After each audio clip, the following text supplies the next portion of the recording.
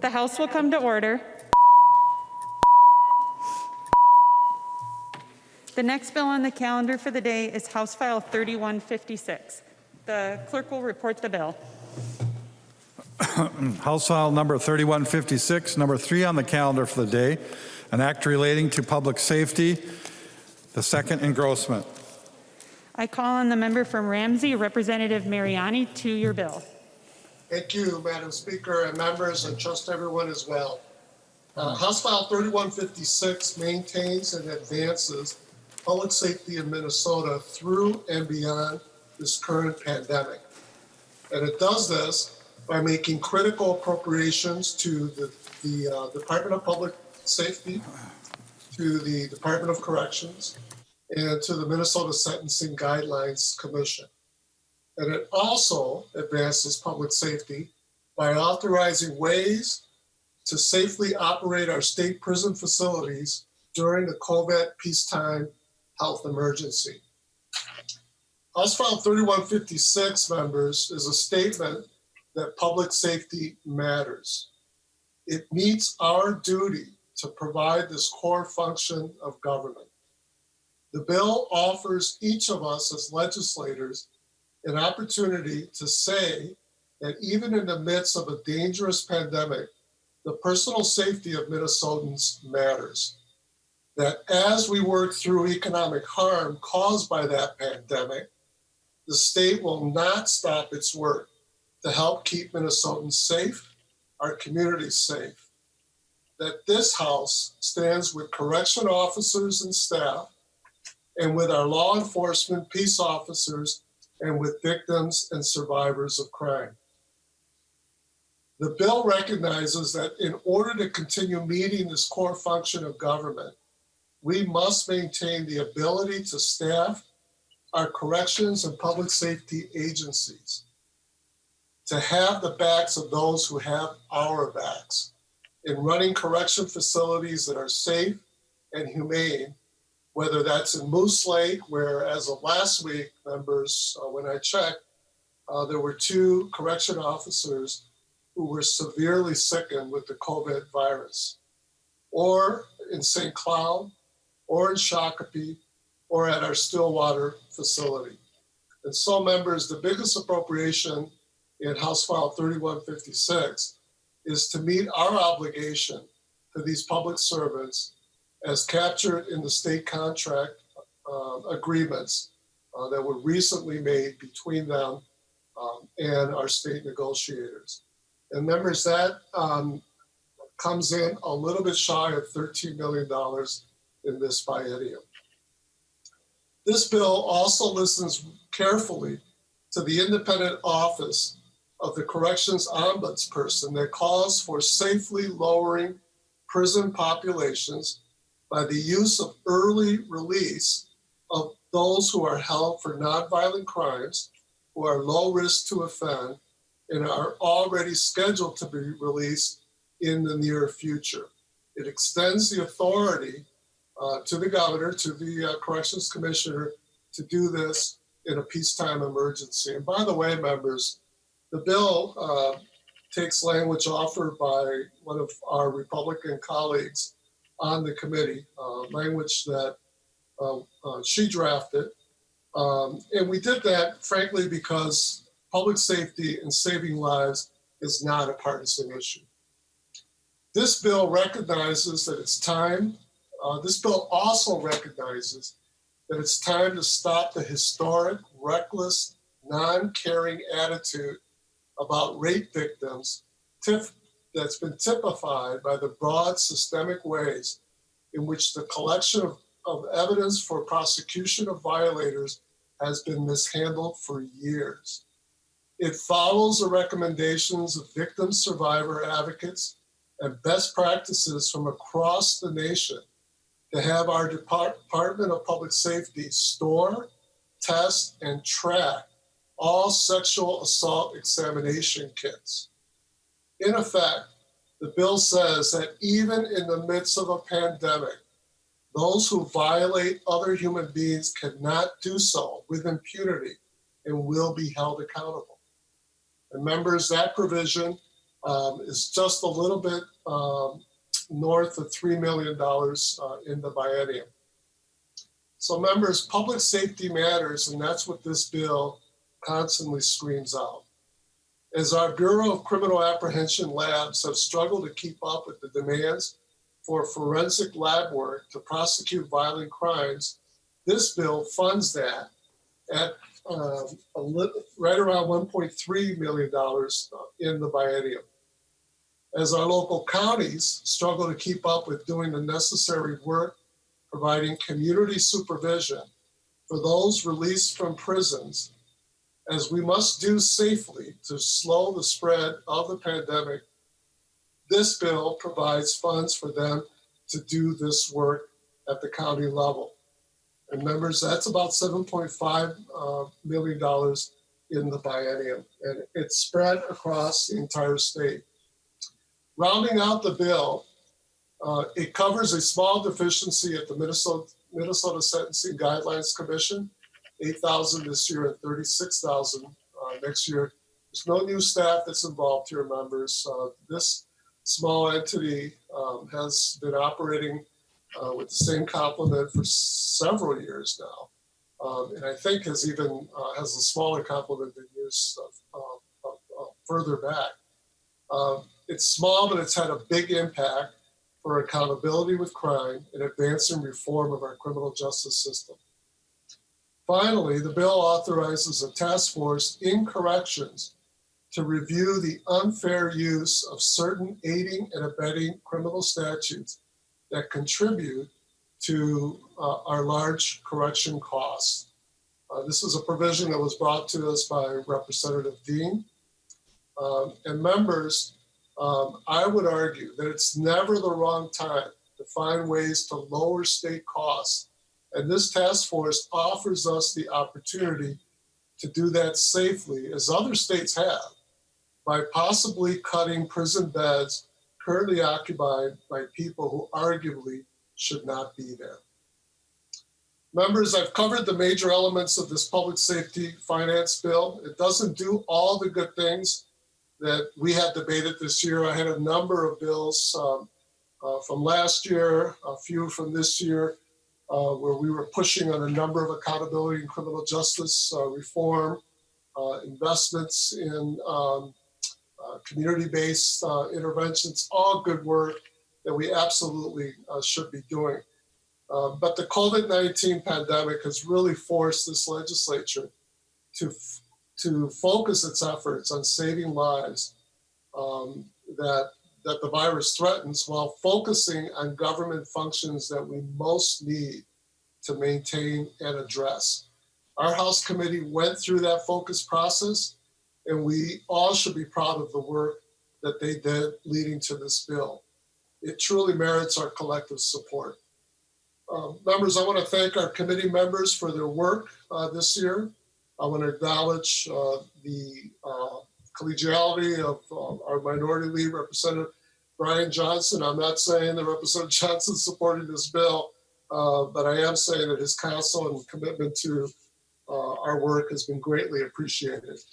I also want to acknowledge our truly amazing professional staff, Mr. Ben Johnson, Mr. Jeff Peeble, and Mr. John Walsh of House Research and Fiscal Staff, Ms. Ellen McDaniel of DFL Research, Mr. John Holquist of GOP Research, and of course the hardworking Jason Chavez, who's our my committee legislative aide, and our dynamic committee administrator, Mr. Jamel Lundy. A final note, because I suspect that this is going to come up. The other body has chosen to be silent on the duty to do what must be done, and that is in this House bill to keep Minnesotans safe. I will say that while my chair counterpart in that body has indeed recently called for the appropriations in this bill in an appeal letter that I joined him on to leaders in both bodies and to the executive, there is, however, at this time, no action from the other body. And so, members, because public safety always matters, even in a pandemic, It is my humble request of you as members of the House to pass this bill to reassure Minnesotans that we will problem solve the finance issues related to it and that we will prioritize for their safety, and to give the other body the opportunity to engage us on how to do that. With that, Madam Speaker, there are amendments and I stand for questions. There is an amendment at the desk. The clerk will report the amendment. Munson moves to amend House File Number 3156, the second engrossment. The amendment is coded A20-0793. To the author of the amendment from Blue Earth, Representative Munson. Thank you, Madam Speaker and members. Thank you, Chair Mariani, for the work that you put into the bill and for hearing this amendment in bill form in your committee, I think on 4 different occasions, and the amendments that were adopted to it and its passage from your committee. We have before us an amendment for Cassie's Law. This was named after a woman named Cassandra Berry, whose father has been around the Capitol these past 2 years. Many of you have met with him. He's been advocating for a change to Minnesota law to stop criminalizing mental illness. Cassie was 26 years old when she gave birth to her beautiful daughter, and about a month later had to have hernia surgery as a result of her pregnancy, and it was just after this hernia surgery that she had a massive stroke and caused significant damage to her brain, and they had to amputate her leg to save her life. But due to the brain damage in her frontal lobe, she lacks impulse control and has been caught up in our criminal justice system, as many people have who have had traumatic brain injuries or strokes or have fetal alcohol syndrome or spectrum disorder. This bill provides a safety net to catch those individuals who are not best served in prison. Cassie woke up this morning in solitary confinement in prison. She will be in solitary confinement until October when she's released. This bill provides a neuropsychological exam for people who have suffered stroke or traumatic brain injury or fetal alcohol spectrum disorder if they're convicted of a felony. It is important to make sure that we are addressing mental illness in the state, and this bill will go a long way to help those individuals that are caught up in the criminal justice system. It is not a get-out-of-jail-free card. The neuropsychological exam can be used by the judge when they are doing their sentencing to make sure that the punishment fits the crime. If someone has a mental impairment resulting from the stroke or TBI or fetal alcohol spectrum disorder, and they lack substantial capacity for judgment when the offense is committed, they can take that into consideration. This isn't going to be applied for somebody running a stoplight or embezzling money from their company because they fell in the ice 20 years ago. This will give the judges a tool that they can use for proper sentencing. There is no state cost to this bill. There's no fiscal cost. There is a local fiscal note. There's a local fiscal cost. We've asked for a fiscal note months ago, but it's impossible to know how many people will qualify for this. It's impossible to understand the cost of this locally. A neuropsychological exam can cost somewhere between $2,000 and $4,000. But incarcerating someone can cost between $32,000 and $42,000 a year. It's also important to understand the human cost of incarcerating people with mental illness, and it may not be the proper treatment for them. So people like Cassie can find the treatment they need, and we can understand that they have a reason or they had an impairment when that crime was committed. So members, I ask for your support today. We have over 20 members of this body that have signed on to this bill as a co-author. We have 5 in the Senate, bipartisan support. This is a very good bill, and members, I would ask for a roll call vote. A roll call being requested. Do I see 15 hands? Do I have 15 hands? In the phones, the emails? The clerk, are there hands being raised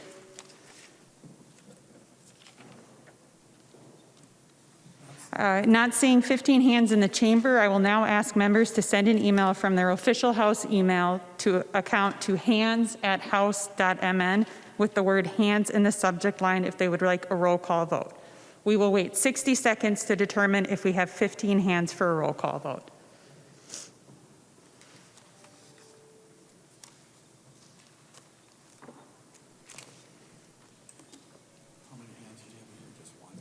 Madam Speaker, what's that email address again? The address to be sending is hands@house.mn with the words hands in the subject line if you would like a roll call vote.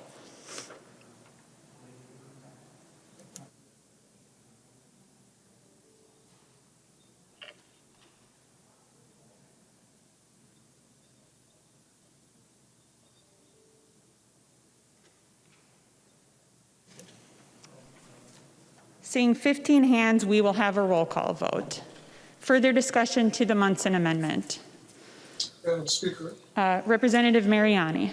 Thank you, Madam Speaker. I'll be very brief. We did hear this bill. One of the things that's particularly painful for me, and it's one of the things that unfortunately we lost, with the COVID threat, were several efforts to address mental illness in our corrections, in our criminal justice system. Representative Chair Considine had a very important bill that unfortunately carried a bit of a hefty fiscal note, but could potentially have been a game changer out into the coming years. And I hope that we revisit that when we come back. But nonetheless, the impact of mental illness on our correction system is an incredibly taxing presence. If you visit any of our sheriffs, many of our prosecutors, they're kind of banging their heads against the wall in terms of a system that really is not equipped or designed to be effective with Minnesotans who suffer with mental illness and related symptoms. And so it seems to be, members, that we were favorable absolutely to this bill in our committee.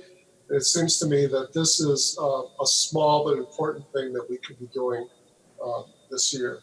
I met Mr. Berry. I'm a dad and a grandfather, and so I totally connected with him in terms of watching his daughter get lost and spiral down in a system that's just ill-equipped. And so this is a small step. It isn't going to help her, but potentially could help other individuals by giving judges tools to begin to align our systems to be helpful with individuals who suffer traumatic brain injuries. So with that, members, I would encourage your support. Further discussion, Representative Johnson. Madam Speaker, members, I would suggest not voting for this amendment. There's a very high cost, not to the state, but to our counties. As Representative Munson said, $15,000 to up to $4,000 for these exams. The information I have is $1,200 to $2,400 per exam. And this is done after court, after sentencing, or between the the guilty verdict and sentencing. Now, our court system has what's considered a Rule 20 hearing. And a Rule 20 is when these exams are done. If a psychological or neuropsych exam is needed, that's when it's done before trial. Because if it's found out that they're not competent to stand trial or understood what their crime was, they're not taken to court to be convicted of that crime because they did not have the capacity to know it was a crime. This needs to be done pre-trial, during the Rule 20 hearing. Now, I understand the circumstances, the unfortunate circumstance of what happened to that young lady. But what's not been told to a lot of people, the issue that happened to her happened after she had been sentenced. This all occurred after she had been convicted and after she had been sentenced. So this isn't going to help her at all. This is just going to hurt our counties, putting more cost and burdens on the counties, raising costs to our counties and our property taxes. And like I say, I understand the issue with that young lady, but again, this needs to be done before trial, before we have the court costs, because if it's found out that the person is not capable to stand trial and understand the crimes they were convicted or charged of, they will not be taken to court, and those court costs won't occur. So again, this bill, all it does is raise costs to the counties, and it's unneeded, and this is already done by statute in the Rule 20 hearing. Thank you. To the author of the amendment, Representative Munson. Thank you, Madam Speaker, and Representative Johnson for bringing a voice of fiscal conservatism to this debate. We have taken this into consideration. Offering this type of neuropsychological exam prior to conviction would cast an enormously wide net and cause significant burden on the counties. That's why we worked to change the bill to only apply this if they fall through those important safety nets in pretrial, to make sure that they're competent to stand trial. This is only if convicted, and only if convicted of a felony, that we would offer this as a cost that would be covered by the county. The reason why this is so important, because Mr. Barry's family is not a family of means. They couldn't afford to pay this cost without reaching out to friends and families and people in the community to raise the money to perform the neuropsychological exam so that it could be given to the judge prior to sentencing, and the judge couldn't use that neuropsych exam. We should not have a system of law that only affords an opportunity to people with means to pay for this to get out of going to jail or have a lesser sentence. That's why it's so important that we treat people equally under the law. And we have done everything we can to restrict the amount of people who would qualify for this neuropsych exam paid for by the counties. I've met with people from the counties and prosecutors and with advocates for people with traumatic brain injury, and it is unknown exactly how many people this will apply for. But I will commit to using state dollars in the future to compensate counties that are burdened with this cost, because it is so important that we not criminalize mental illness, that we not let people fall through the cracks. I hope that there's few people that are impacted. It'll keep the cost down, and it'll mean that our courts are working fairly well the way they are. But if one person like Cassie has to sit in solitary confinement, that's one too many. We need to do more to treat mental illness instead of criminalizing it. So we've restricted how much money we spend on this. We've restricted how many people would qualify, and that's why it's important that it be after conviction. So I would urge members to support this bill.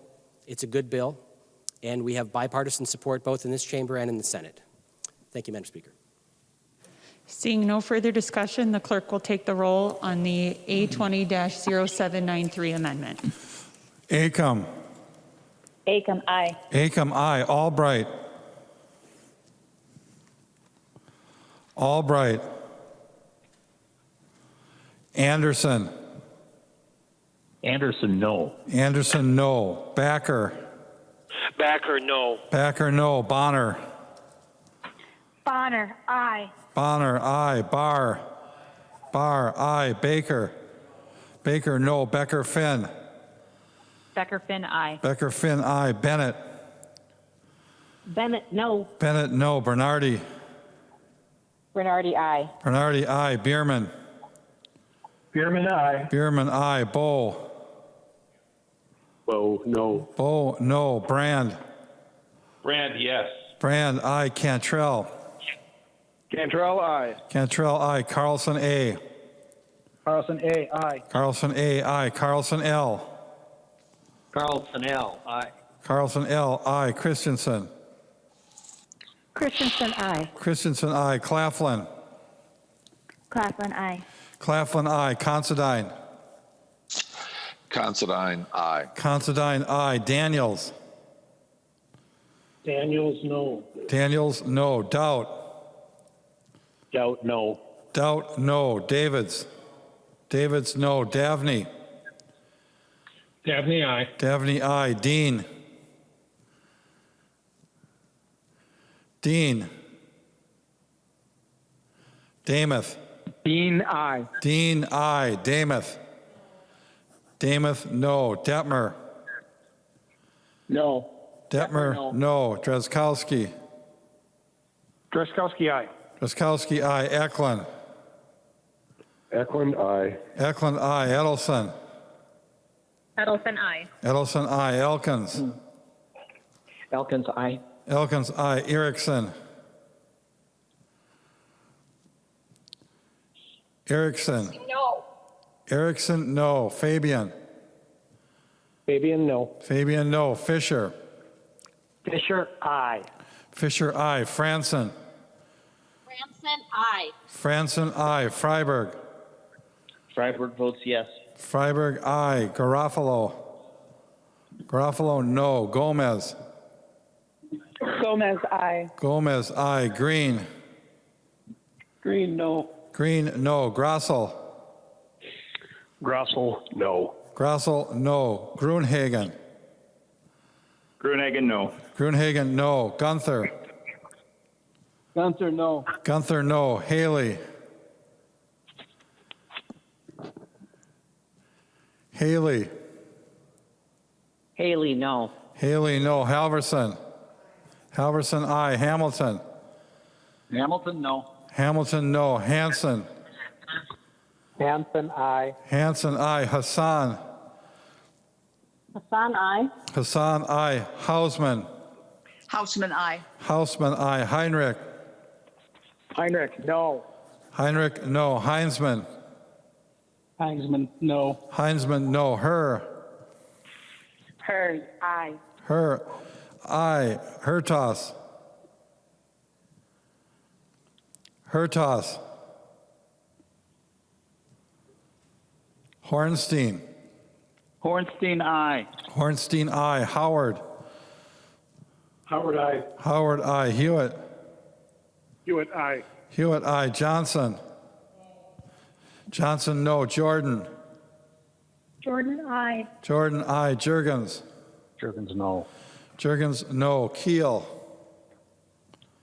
Keel, no. Keel no. Cleavorn. Cleaborn, I. Cleavorn I. Cagle. Kegel, I. Cagle I. Katiza Watun. Katiza Watun, I. Katiza Watun I. Kosnick. Cosmic, no. Kosnick no. Krisha. Krisha, no. Krisha no. Kunish Podine. Kunesh Podine, yes. Kunish Podine I. Lehman. Lehman, no. Lehman no. Lee. Lee I. Lesh. Lesh, aye. Lesh I. Liebling. Liebling, I. Liebling I. Lean. Lean, aye. Lean I. Lilly. Lily, I. Lilly I. Lippert. Lippert, aye. Lippert I. Listlegard. Listlegard, aye. Listlegard I. Long. Long, aye. Long I. Lucero. Lucero, yes. Lucero I. Lewick. Louis, no. Lewick no. Mahoney. Mahoney, aye. Mahoney I. Mann. Man, I. Mann I. Mariani. Mariani, aye. Mariani I. Marquardt.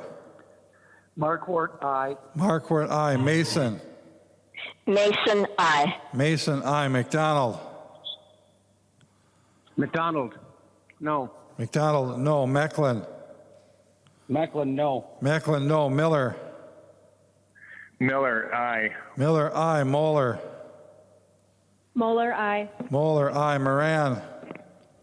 Moran, I. Moran I. Morrison.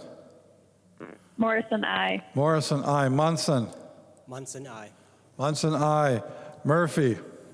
Murphy, aye. Murphy, aye. Nash. Nash. No. Nash, no. Nelson, M. Nelson M. I. Nelson, M, aye. Nelson, N. Nelson N. No. Nelson, N, no. New. New, no. Noor. Nor I. Noor, aye. Nornis. Nornis I. Nornis, aye. Novotny. Nobody no. Novotny, no. O'Driscoll. O'Driscoll, no. Olson. Olson, aye. O'Neill. O'Neill, no. O'Neill, no. Pulowski. Pulowski I. Pulowski, aye. Purcell. Purcell I. Purcell, aye. Petersburg. Petersburg no. Petersburg, no. Pearson. Pearson no. Pearson, no. Pinto. Pinto I. Pinto, aye. Poppe. Poppe, aye. Poppe, aye. Poston. Poston no. Poston, no. Pryor. Pryor, aye. Pryor, aye. Quam. Quam, no. Quam, no. Richardson. Richardson, aye. Richardson, aye. Robbins. No. Robbins, no. Runbeck. Runbeck, no. Runbeck, no. Sandell. Sandell I. Sandell, aye. Sandsted. Sandsted, aye. Sandsted, aye. Sauk. Sauk, aye. Sauk, aye. Schumacher. Schumacher no. Schumacher, no. Schultz. Schultz, aye. Schultz, aye. Scott. Scott. Stevenson. Stevenson I. Stevenson, aye. Sundin. Sundin I. Sundin, aye. Swazinski. Swazinski no. Swazinski, no. Tabke. Tadke I. Tabke, aye. Tice. Tice, no. Tice, no. Torkelson. Torkelson, no. Torkelson, no. Erdahl. Erdahl, aye. Vang. Vang, aye. Vang, aye. Vogel. Vogel no. Vogel, no. Wagenius. Wagenius, aye. Wagenius, aye. Waslawick. Woslowick, aye. Waslawick, aye. West. West no. West, no. Winkler. Winkler, aye. Walgamot. Wolgamott I. Walgamot, aye. Zhang J. Zhongji I. Zhang J, aye. Zhang T. Zhong Ti I. Zhang T, aye. Joachim. Joachim, aye. Joachim, aye. Speaker Hortman, excused. Albright. Albright, no. Albright, no. Hertos.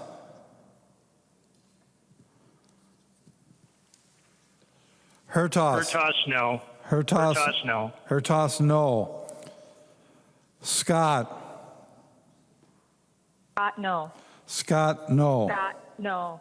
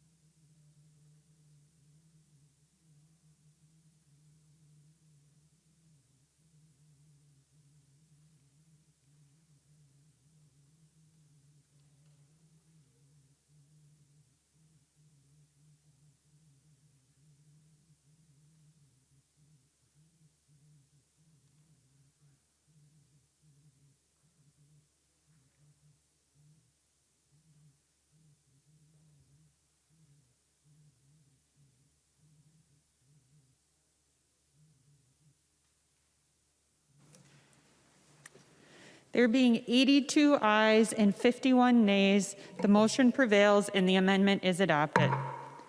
There is an amendment at the desk, and the clerk will report the amendment. O'Neill moves to amend House File Number 3156, the second, and Grossman as amended. The amendment is coded A16. To the author of the amendment, Representative O'Neill. Thank you, Madam Speaker. And Madam Speaker, before I describe the A16, I would like to ask for a roll call. There is roll call being requested. Do I see 15 hands? Not seeing 15 hands in the chamber, I will now ask members to send an email from their official House email account to hands@house.mn with the words "hand" in the subject line if they would like a roll call vote. We will wait 60 seconds to determine if we have 15 hands for a roll call.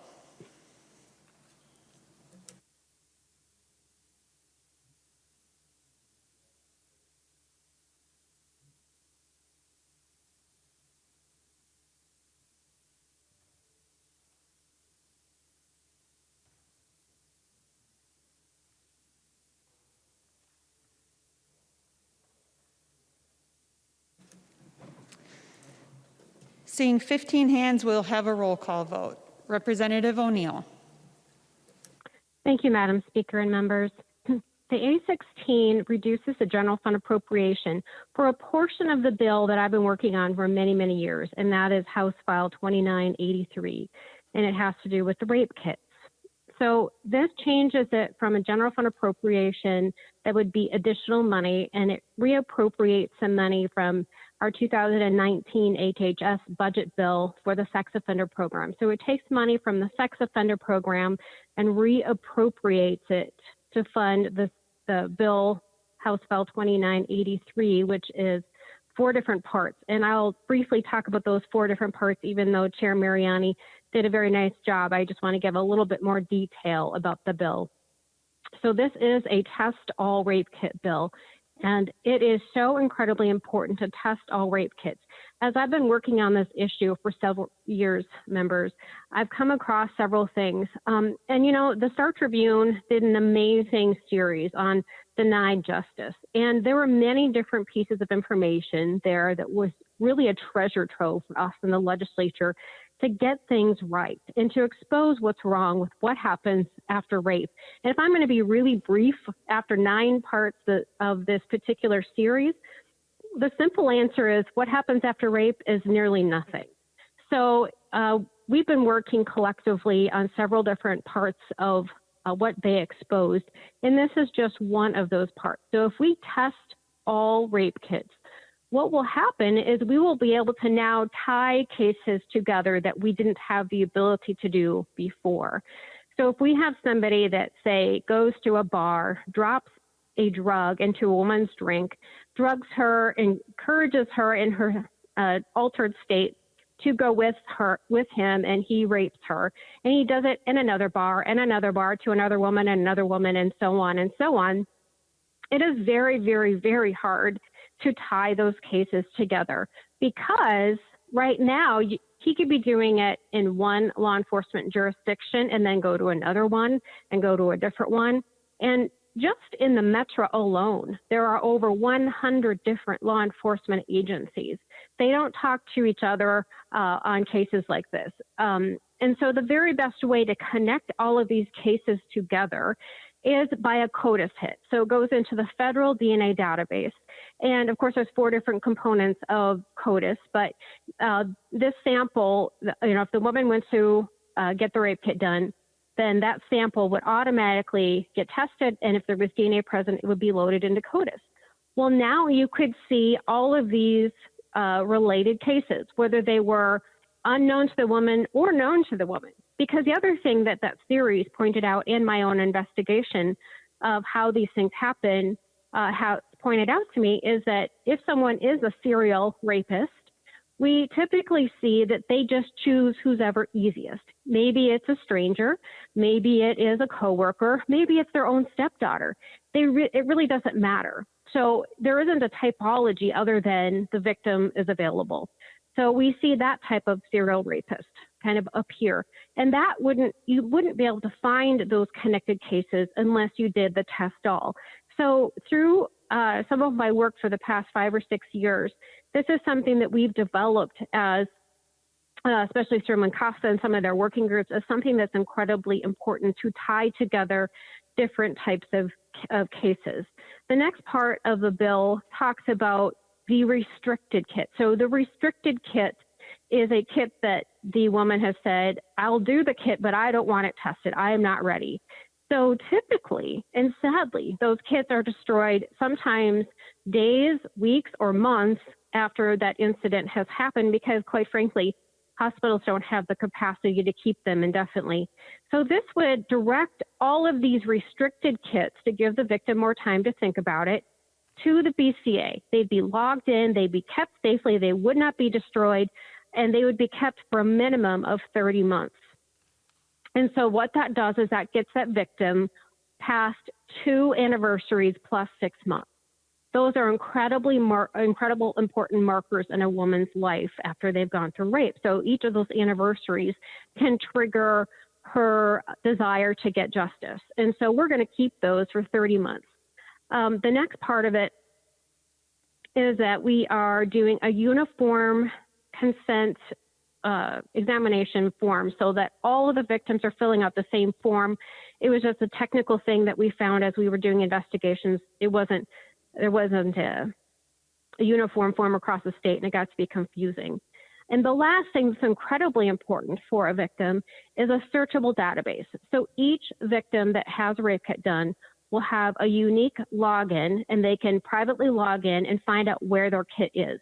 So in legislation that we've already passed, I was the chief author of, it authorized each victim to know where their kit was. But in order to do that, they had to call in to law enforcement and figure out who's got their case and so on and so on. It got to be cumbersome. This way, they can literally log in the privacy of their home and figure out where is their kit. And I have had conversations with the BCA, and I've asked them if they would expand it to include other things of interest to that victim, and they said they could do that as well. So if there were some interest in their case that they could put and let her know that, they would put that in there as well. So what the amendment does is it just changes from new funding to just reappropriate previous funding. And I know that Chair Mariani has got an amendment to my amendment. And before he does his amendment to the amendment, I just want to let the speaker know I do have a question or two for him as he brings forth his amendment to my amendment. Thank you, Madam Speaker. There's an amendment to the amendment. The clerk will report the amendment. Mariani is moving to amend the O'Neill Amendment to House File Number 3156, the second engrossment as amended. The amendment to the amendment is coded A18. Representative Mariani. Thank you, Madam Speaker and members. This amendment essentially shifts away the taking from the Minnesota Sex Offender Program that we see in the O'Neill Amendment and pulls the funds instead as a transfer from MNCOR, which is a corrections activity and account, into the Department of Public Safety if the corrections commissioner, if she or he sees that there's a surplus in that fund. Members, MNCOR generates dollars from prison industry work that provides job training opportunities for incarcerated residents. And the proceeds of that will go up and down from year to year, depending on the markets, depending on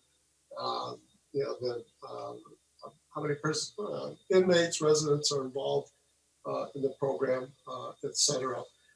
It seems to me, members, that if we're not going to do from the general fund, which we should do straight up, that what we should be doing then is finding accounts where residents in our facilities are generating, that income. let me just say, I do want to express my appreciation for Representative O'Neill's work over the years on this. It's unquestioned that she has done terrific work in regards to this incredible injustice that we've allowed to happen in our state for so long. In the last 2 years, she's been joined from our committee by Representative Muller from our side of the aisle, who's also brought expertise and incredible passion to this work as well. So there's really been some very good bipartisan efforts in all of this. I do appreciate the concern that Representative O'Neill brings today in searching for an alternative, to pay for this, an alternative to the general fund. But I do think that the most appropriate source for this work is indeed a straight appropriation from our general fund. This work isn't going to be one and done. This is work that's meant to permanently address the failure that we spoke about, that makes it easy, frankly, for violators to get away with violating, the personhood of our fellow Minnesotans. And it's a reality that is present throughout our entire state. I would say that raiding the Minnesota Sex Offender Program really actually works against public safety. The fact is that those resources in the MSOP program are used to conduct treatment for sex offenders. The reality is that we know we can't hold these offenders forever. The Supreme Court has been clear on that. And our best hope to protect the public when they are released is to have and continue to have them be provided treatment and accountability. And so I just can't in good conscience recommend to our colleagues that we adopt the O'Neill Amendment that frankly, I think really harms our public safety. I don't think that's her intent, but I think that is the outcome when we disinvest in those kind of treatment programs. And those programs need to be stable, they need to be strong, they need to be provided over a long period of time. They are designed specifically to prevent the sexual violation of others in our society. And so if we're going to go outside the general fund, a straight up general fund appropriation, then that's the wrong place to pull from.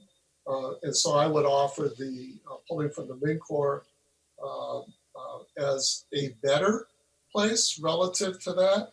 Although, frankly, we should be doing this as a straight up long-term commitment from the state, not dependent on the ups and downs of other existing programs that struggle with funding as well.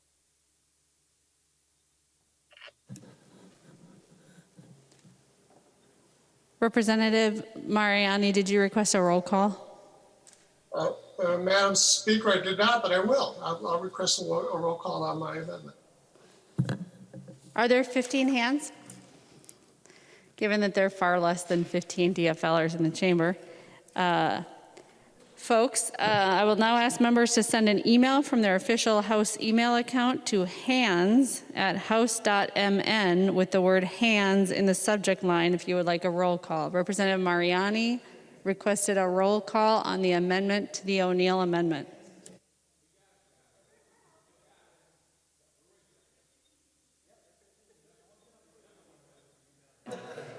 There being 15 hands, there will be a roll call. Discussion to the Mariani Amendment to the O'Neill Amendment.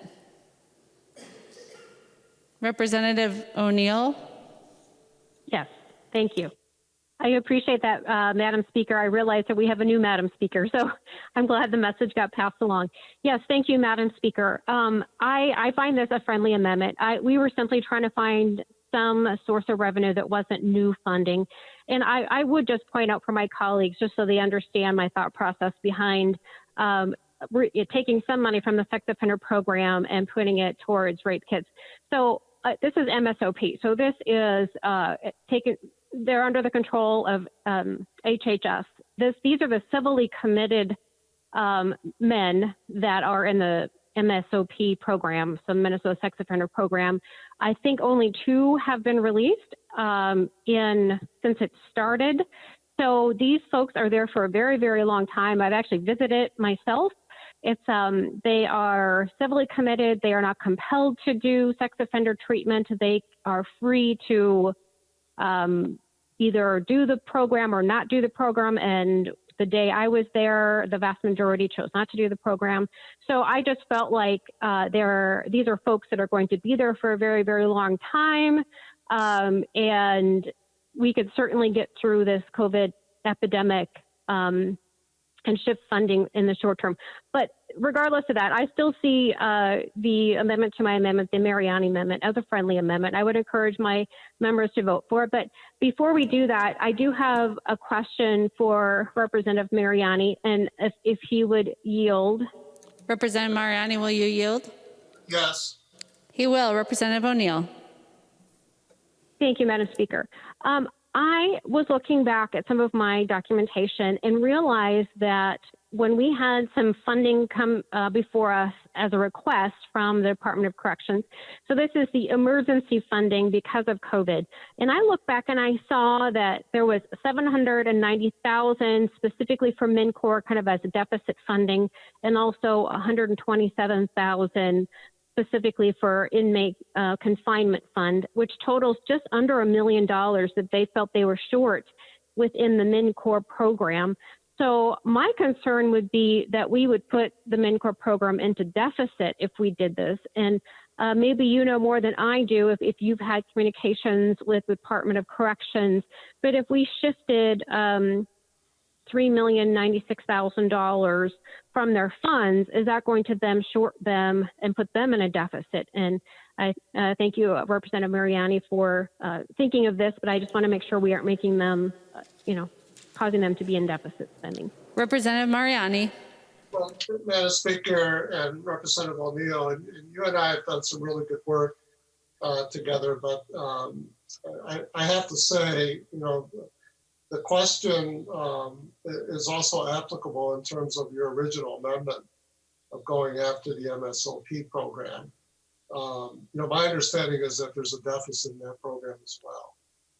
And that's why I really preface all this by saying that, instead of doing this, what we ought to really say and do is that this is of such vital importance that we should be doing this straight up as an appropriation from our general fund, as opposed to looking around for programs that are in deficit.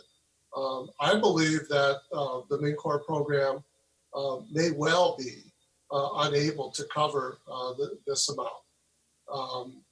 What I'm trying to do is to avoid us going after a program that is meant precisely to protect the public, that's meant precisely to provide the long-term treatment for those who are at a high risk to reoffend, knowing that we cannot keep them forever under detention per the Supreme Court. We had an opportunity in committee to vote as the provisions of this bill was coming forward. We had members on your side of the aisle that didn't vote in order to provide the funding for rape kits right out of the general fund here. I know that was a painful decision on your part, Representative O'Neill, but the fact of the matter is that opportunity was before you, just as it is before you and others today. And yet we're looking for unstable ways to provide for what should be a basic guarantee on the part of our state to every man and woman in this state who gets violated by someone else, that the evidence of that violation will be seriously looked at, tested, and then forwarded in order to hold their violators accountable. And so, it's really difficult for me just to focus only on the MNCOR program, because we need to be focusing, and frankly, even just focusing on the MSOP program, because what we really need to be focusing on is the duty that we have as a state to every man, woman, and child in Minnesota who is sexually violated. And the way to best do that isn't through these, rating of these accounts. Your amendment really triggers an alternative search. Although, again, as we move forward with this, I'm going to be insisting that we own this straight up as a straight up general fund appropriation. So, I hope that answers your question. I'm not looking to pick a fight for you, but on the other hand, I'm really disappointed that you and I are both caught up in going down this spiral here when there's really a simple, straight up, proposal in the original bill before us. Representative O'Neill. Thank you, Madam Speaker. No, and Representative Chair Mariani, we are on the same page, and I had expressed this when the bill came through committee.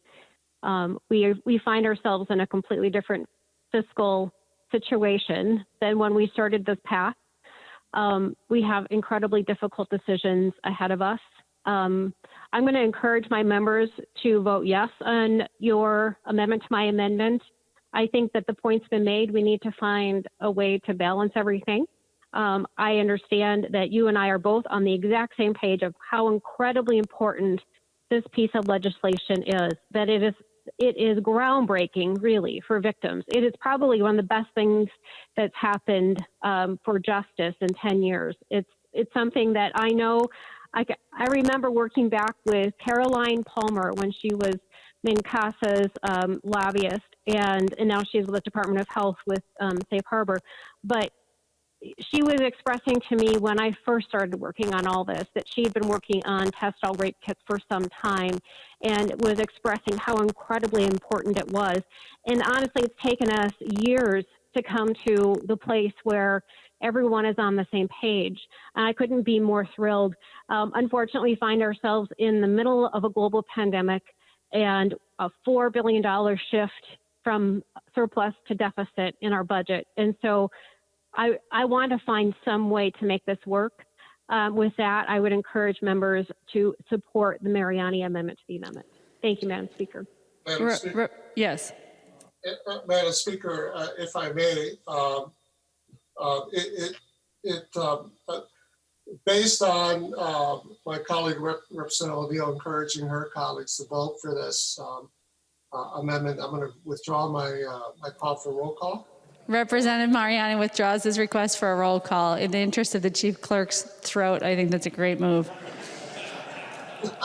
Any further discussion to the Mariani amendment to the O'Neill amendment? No. All those in favor, please say aye. Aye. Those opposed, please say no. The motion prevails. The Mariani amendment to the O'Neill amendment is adopted. We are back on the O'Neill amendment. Any discussion? Madam Speaker. Representative Mariani. Madam Speaker, I'm wondering if Representative O'Neill would also withdraw a roll call. We'll just accept this and continue to save the chief clerk's voice as we go forward. We've had such a nice chat here today. Representative O'Neill, I guess the offer is, would you withdraw your amendment? And I would support Withdraw your request for a roll call. Got it. I'm catching up. Do I have the floor, Madam Speaker? You do, Representative O'Neill. Okay, I didn't want to speak out of turn. Thank you, Madam Speaker. I know that a positive vote on this is incredibly important to everyone in the chamber, and I would continue to ask for a roll call, but thank you for the offer. She declines the offer, so we will have a roll call on the O'Neill amendment, despite the pleasant conversation and our concern for the chief clerk's throat. Any further discussion on the O'Neill amendment? that everybody's going to vote for, probably. All right, hearing no further discussion, the clerk will take the roll. Acom. Acom, aye. Acom, aye. Albright. Albright, aye. Albright, aye. Anderson. Anderson, aye. Anderson, aye. Backer. Backer, aye. Backer, aye. Bonner. Bonner. Pass. Pass. Bonner, pass. Barr. Barr, aye. Baker. Baker, aye. Becker, Finn. Becker, Finn, aye. Becker, Finn, aye. Bennett. Bennett, aye. Bennett, aye. Bernardy. Bernardy, aye. Bernardy, aye. Bierman. Bierman, aye. Bierman, aye. Bowl. Bow, aye. Bowl, aye. Brand. Brand, aye. Brand, aye. Cantrell. Cantrell, aye. Cantrell, aye. Carlson, A. Carlson, A, aye. Carlson, A, aye. Carlson, L. Carlson, L, aye. Carlson, L, aye. Christensen. Christensen, aye. Christensen, aye. Claflin. Claflin, aye. Claflin, aye. Considine. Considine, aye. Considine, aye. Daniels. Daniels, aye. Daniels, aye. Doubt. Doubt, aye. Doubt, aye. Davids. Davids, aye. Davney. Davney, aye. Davney, aye. Dean. Dean, aye. Dean, aye. Damath. Damath, aye. Detmer. Detmer, aye. Detmer, aye. Driscollowski. Druskowski, aye. Driscollowski, aye. Eklund. Eklund, aye. Eklund, aye. Edelson. Edelson, aye. Edelson, aye. Elkins. Elkins, aye. Elkins, aye. Erickson. Erickson, aye. Erickson, aye. Fabian. Fabian, aye. Fabian, aye. Fisher. Fisher, aye. Fisher, aye. Franzen. Franson, aye. Franzen, aye. Freiberg. Freiberg votes yes. Freiberg, aye. Garofalo. Garofalo, aye. Gomez. Gomez. Green. Green, aye. Green, aye. Grossel. Grossel, aye. Grossel, aye. Grunhagen. Grunegan, aye. Grunhagen, aye. Gunther. Gunther, aye. Gunther, aye. Haley. Haley, aye. Haley, aye. Halverson. Halverson, aye. Hamilton. Hamilton, aye. Hamilton, aye. Hanson. Hanson, aye. Hanson, aye. Hassan. Hassan. Hausman. Hausman, aye. Hausman, aye. Heinrich. Heinrich, aye. Heinrich, aye. Heinzman. Heinzman, aye. Heinzman, aye. Her. Her, aye. Her, aye. Hertos. Hertos, aye. Hertos, aye. Hornstein. Ornstein, aye. Hornstein, aye. Howard. Howard, aye. Howard, aye. Hewitt. Hewitt, aye. Hewitt, aye. Johnson. Johnson. Johnson, aye. Jordan. Jordan, aye. Jordan, aye. Jurgens. Jurgens, aye. Jurgens, aye. Keel. Keel, aye. Keel, aye. Cleavorn. Cleaborn, aye. Cleavorn, aye. Cagle. Cagle, aye. Cagle, aye. Katiza Watun. Katiza Watun. Kosnick. Cosmic, aye. Kosnick, aye. Kreshaw.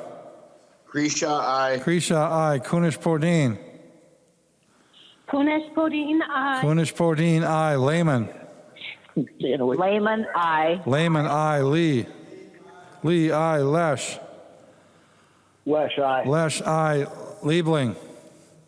Liebling, aye. Liebling, aye. Lean. Lean, aye. Lean, aye. Lilly. Lily, aye. Lilly, aye. Lippert. Lippert, aye. Lippert, aye. Listlegard. Listlegard, aye. Listlegard, aye. Long. Long, aye. Long, aye. Lucero. Lucero, yes. Lucero, aye. Lewick. Lewick, aye. Lewick, aye. Mahoney. Mahoney, aye. Mahoney, aye. Mann. Man, I. Mann, aye. Mariani. Mariani, aye. Mariani, aye. Markwart. Markwart, aye. Markwart, aye. Mason. Mason, I. Mason, aye. McDonald. McDonald, aye. McDonald, aye. Mecklen. Meckland, aye. Mecklen, aye. Miller. Miller, aye. Miller, aye. Moeller. Moeller, I. Moeller, aye. Moran. Moran, I. Moran, aye. Morrison. Morrison, I. Morrison, aye. Munson. Munson, aye. Murphy. Murphy, I. Murphy, aye. Nash. Nash, aye. Nelson, M. Nelson M, aye. Nelson, M, aye. Nelson, N. Nelson N, aye. Nelson, N, aye. New. New, aye. Nor. Nor, aye. Nor, aye. Nornis. Nornis, aye. Nornis, aye. Novotny. Novotny, aye. Novotny, aye. O'Driscoll. O'Driscoll, aye. Olson. Olson, aye. O'Neill. O'Neill, I. O'Neill, aye. Pulowski. Pulowski, aye. Pulowski, aye. Purcell. Purcell, aye. Purcell, aye. Petersburg. Petersburg, aye. Petersburg, aye. Pearson. Pearson, aye. Pearson, aye. Pinto. Pinto, aye. Pinto, aye. Poppe. Poppe, I. Poppe, aye. Poston. Poston, aye. Poston, aye. Pryor. Pryor, I. Pryor, aye. Quam.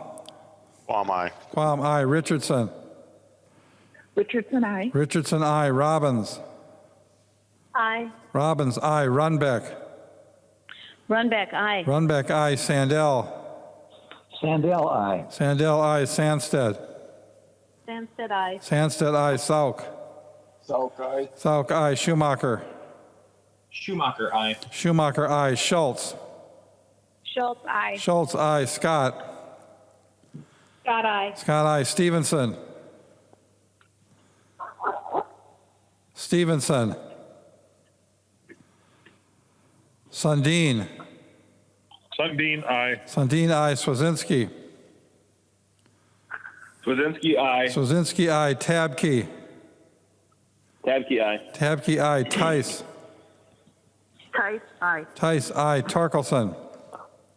Torkelson, aye. Torkelson, aye. Erdahl. Erdahl, aye. Vang. Vang, I. Vang, aye. Vogel. Vogel, aye. Vogel, aye. Wagenius. Wagenius, I. Wagenius, aye. Waslowick. Wazowicz, I. Waslowick, aye. West. West, aye. West, aye. Winkler. Winkler, aye. Wogamot. Wogamot, aye. Wogamot, aye. Zhang Jie. Zhong Ji, aye. Zhang Jie, aye. Zhang Ti. Zhong Ti, aye. Zhang Ti, aye. Joachim. Joachim, pass. Joachim, pass. Speaker Hortman. Speaker Hortman, aye. Bonner. Bonner, I. Bonner, aye. Gomez. Gomez, I. Gomez, aye. Hassan. Hassan. Katiza Watun. Katiza Watun, I. Katiza Watun, aye. Stevenson. Stevenson. Stevenson, aye. Stevenson, aye. Joachim. Joachim, I. Joachim, aye.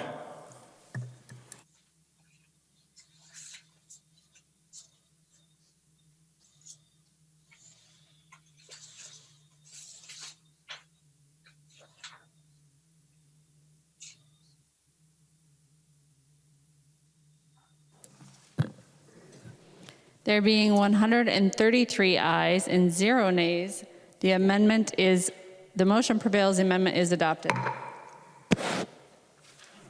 There's an amendment at the desk. The clerk will report the amendment. Johnson B. moves to amend House File Number 3156, the second engrossment as amended. The amendment is coded A20-0792.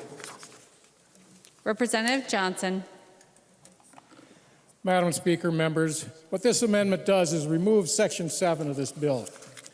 Section 7 is the temporary emergency power of the Commissioners of Corrections for early release of prisoners in our system.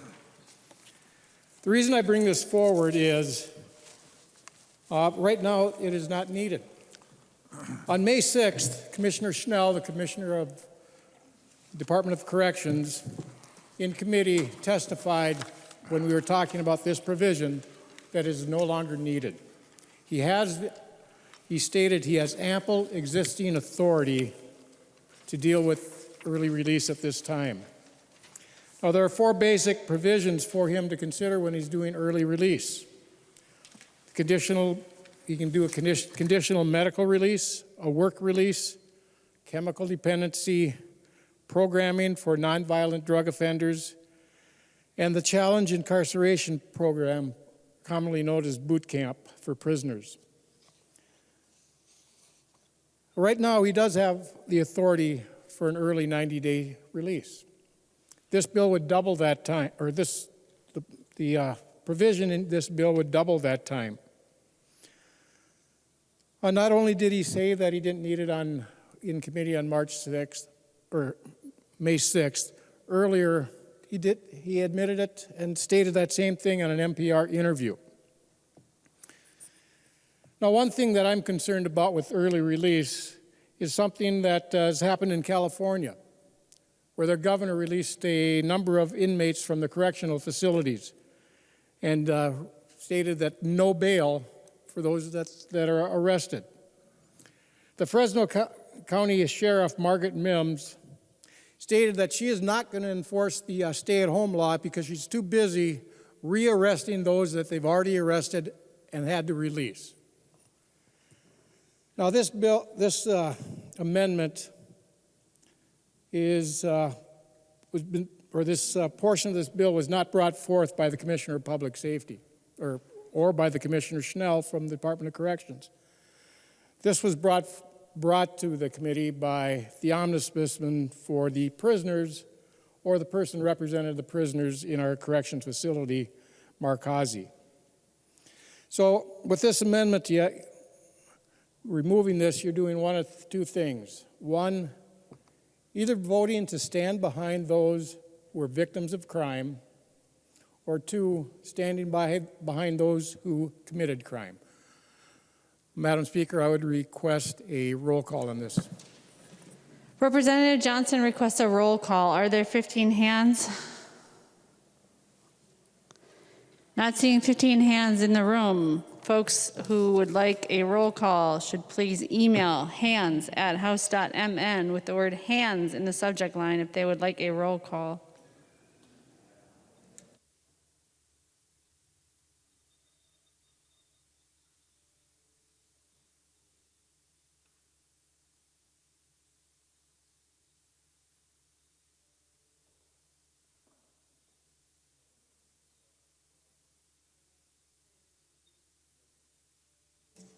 There being 15 hands, there will be a roll call. Discussion. Representative Mariani. Thank you, Madam Speaker. And let me just say I'm greatly disappointed by this amendment.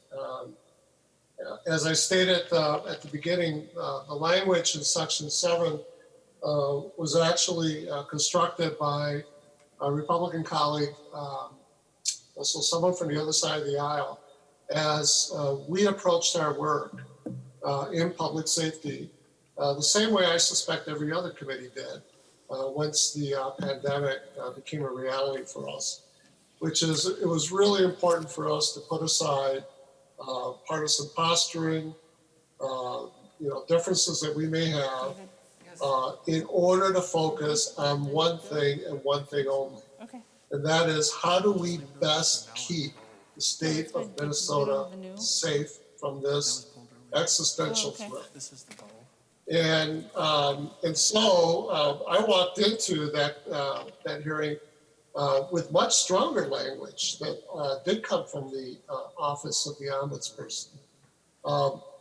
But what we heard from the department It's true, they did not make this request. I think that the administration has been very careful to be able to balance the powers that we needed to make sure that the executive had to be able to act quickly and smartly in the face of a fast, growing threat.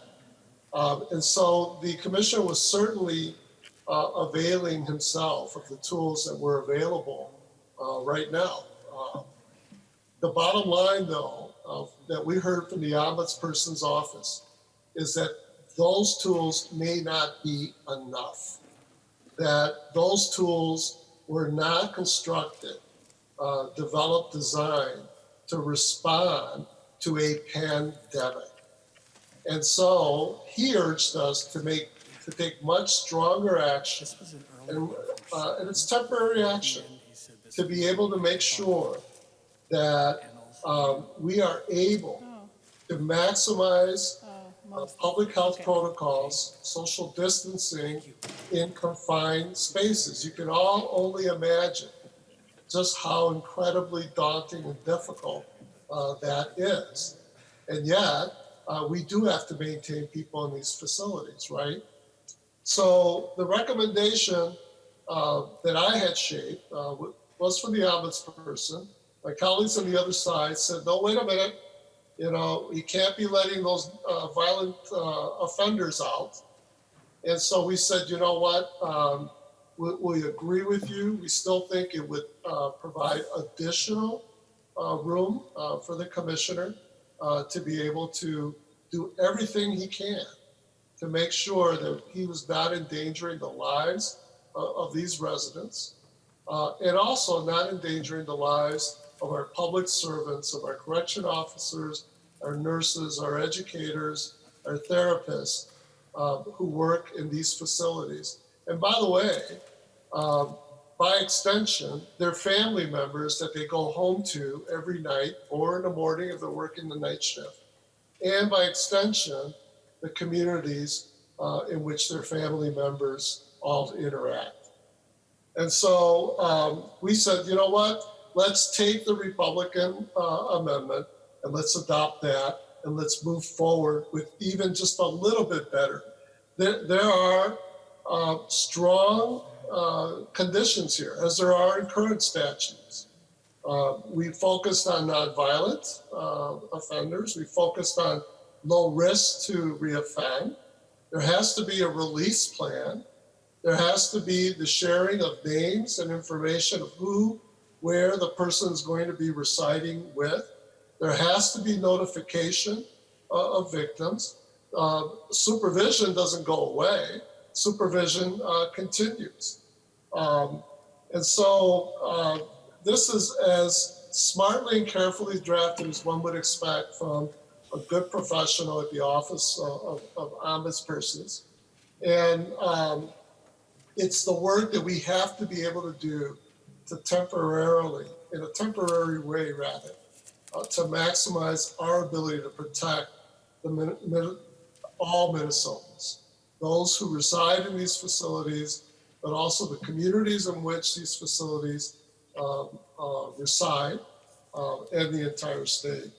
And so, members, I would urge you to say no, vote no on the Johnson amendment.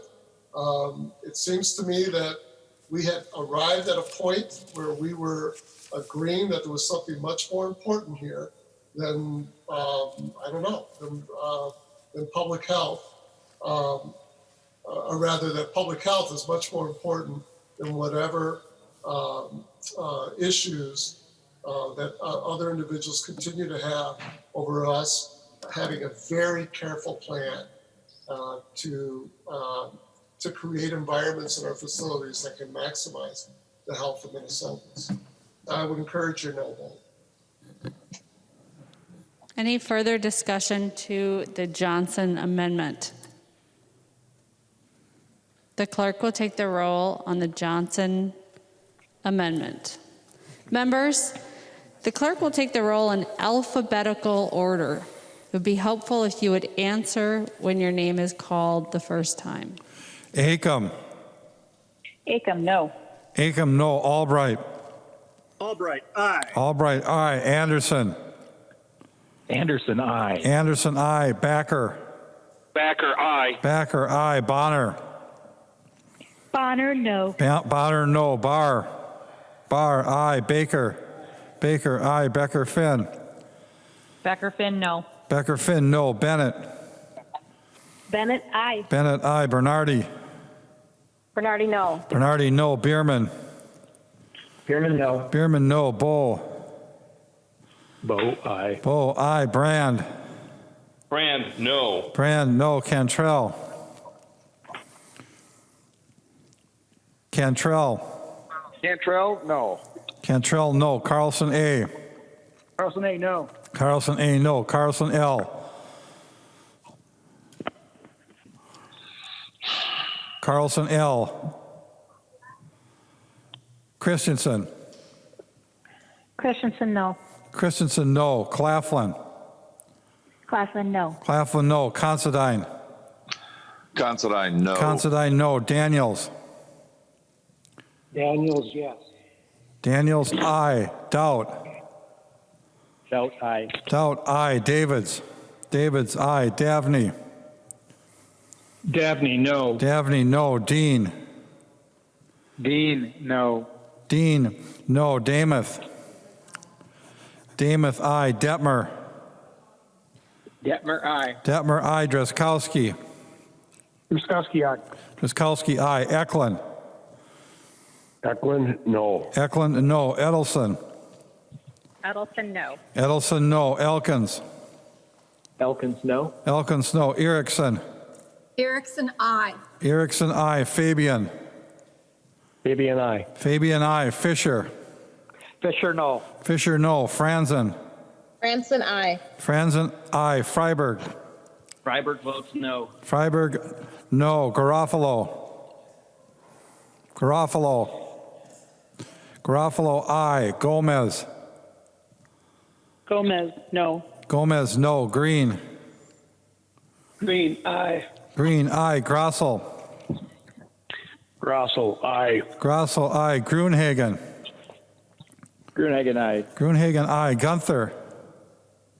Gunther, aye. Gunther, aye. Haley. Haley, aye. Haley, aye. Halverson. Halverson, no. Hamilton. Hamilton, aye. Hamilton, aye. Hanson. Hanson, no. Hanson, no. Hassan. Hassan, no. Hassan, no. Hausman. Hausman, no. Hausman, no. Heinrich. Heinrich, aye. Heinrich, aye. Heinzman. Heinzman, aye. Heinzman, aye. Her. Her, no. Her, no. Hertos. Hertos, aye. Hertos, aye. Hornstein. Hornstein, no. Hornstein, no. Howard. Howard, no. Howard, no. Hewitt. Hewitt, no. Hewitt, no. Johnson. Johnson, aye. Jordan. Jordan, no. Jordan, no. Jurgens. Jerkins, aye. Jurgens, aye. Keel. Keel, aye. Keel, aye. Cleavorn. Cleavorn, no. Cleavorn, no. Cagle. Cagle, no. Cagle, no. Katiza Watun. Katiza Watun, no. Katiza Watun, no. Kosnick. Kosnick, aye. Kosnick, aye. Kreshaw. Krisha, aye. Kreshaw, aye. Kunish Podine. Kunish Podine, no. Kunish Podine, no. Lehman. Lehman, aye. Lehman, aye. Lee. Lee, no. Lesh. Lesh. No. Lesh. Lesh, no. Lesh, no. Liebling. Liebling, no. Liebling, no. Lean. Lean, no. Lean, no. Lilly. Lily, no. Lilly, no. Lippert. Lippert, no. Lippert, no. Lislegard. Lislegard, no. Lislegard, no. Long. Long, no. Long, no. Lucero. Lucero, yes. Lucero, aye. Lewick. Lewick, aye. Lewick, aye. Mahoney. Mahoney, nay. Mahoney. Mahoney, nay. Mahoney, no. Mann. Man, no. Mann, no. Mariani. Mariani, no. Mariani, no. Markwart. Markwart, no. Markwart, no. Mason. Mason, no. Mason, no. McDonald. McDonald, yes. McDonald, aye. Mecklin. Mecklin, aye. Mecklin, aye. Miller. Miller, aye. Miller, aye. Moeller. Moeller, no. Moeller, no. Moran. Moran, no. Moran, no. Morrison. Morrison, no. Morrison, no. Munson. Munson. Murphy. Murphy, no. Murphy, no. Nash. Nash, aye. Nelson, M. Nelson M, no. Nelson, M, no. Nelson, N. Nelson N, aye. Nelson, N, aye. New. New, aye. Nor. No, no. Nor, no. Nornis. Nornis, aye. Nornis, aye. Novotny. Novotny, aye. Novotny, aye. O'Driscoll. O'Driscoll, aye. Olson. Olson, no. O'Neill. O'Neill, aye. O'Neill, aye. Pulowski. Pulowski, no. Pulowski, no. Purcell. Purcell, no. Purcell, no. Petersburg. Petersburg, aye. Petersburg, aye. Pearson. Pearson, aye. Pearson, aye. Pinto. Pinto, no. Pinto, no. Poppe. Poppe, no. Poppe, no. Poston. Poston, aye. Poston, aye. Pryor. Pryor, no. Pryor, no. Quam. Quam, aye. Quam, aye. Richardson. Richardson, no. Richardson, no. Robbins. Robbins, aye. Robbins, aye. Runbeck. Runbeck, aye. Runbeck, aye. Sandell. Sandell, no. Sandell, no. Sandsted. Sandsted, no. Sandsted, no. Sauk. Sauk, no. Sauk, no. Schumacher. Schumacher, yes. Schumacher, aye. Schultz. Schultz, no. Schultz, no. Scott. Scott, yes. Scott, aye. Stevenson. Stevenson, no. Stevenson, no. Sundin. Sundin, no. Sundin, no. Swazinski. Swazinski, aye. Swazinski, aye. Tabke. Tabke, no. Tabke, no. Tice. Tice, aye. Tice, aye. Torkelson. Torkelson, aye. Torkelson, aye. Erdahl. Erdahl, aye. Vang. Vang, no. Vang, no. Vogel. Vogel, aye. Vogel, aye. Wagenius. Wagenius, no. Wagenius, no. Wozlowick. Wozlowick, no. Wozlowick, no. West. West, aye. West, aye. Winkler. Winkler, no. Wagamot. Wogamot, no. Wagamot, no. Zhang J. Zhang J, no. Zhang J, no. Zhang T. Zhang T, no. Zhang T, no. Joachim. Joachim, no. Joachim, no. Speaker Hartman. Speaker Hartman, no. Carlson L. No. Carlson L, no. Munson. Munson.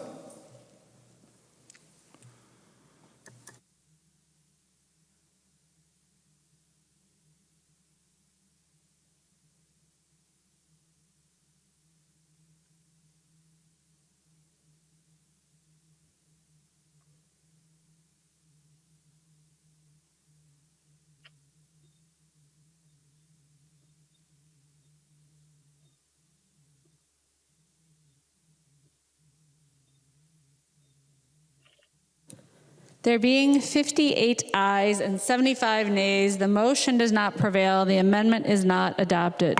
There are no further amendments at the desk. The clerk will give the bill its third reading. Third reading, House File Number 3156, as amended. Third reading as amended. Discussion to the bill. On the list, I have Lesh, Detmer, O'Neill, and Mariani. If there's anybody else, let your caucus leader know. Representative Lesh. Thank you, Madam Speaker and members. Thank you, Madam Speaker and members. I rise today to thank Representative Mariani for carrying this bill. I really appreciate the work that he put into negotiating deals with the Republicans on our side as well as with the Senate. I will vote an enthusiastic aye on this bill at the end. But I did want to highlight one item which was not in the bill, and something with which I'm very disappointed that it didn't make it in, not due to anything that Chair Mariani did, but it was due to the fiscal note on House File 1061. House File 1061 was ending the driver's license suspensions. It had bipartisan, bicameral support every single year going back at least 4 years. This was originally Representative Zerwas's bill in 2018.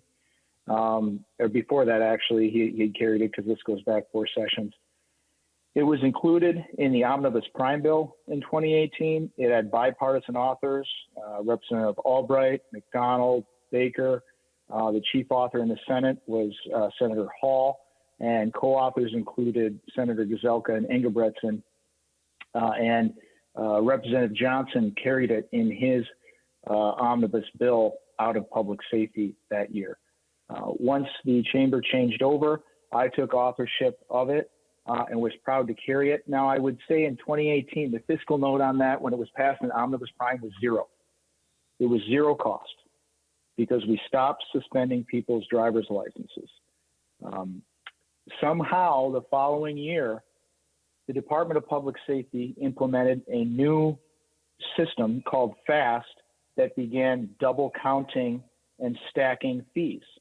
And suddenly the fiscal cost on that bill went up to $3 million. Our jaws dropped.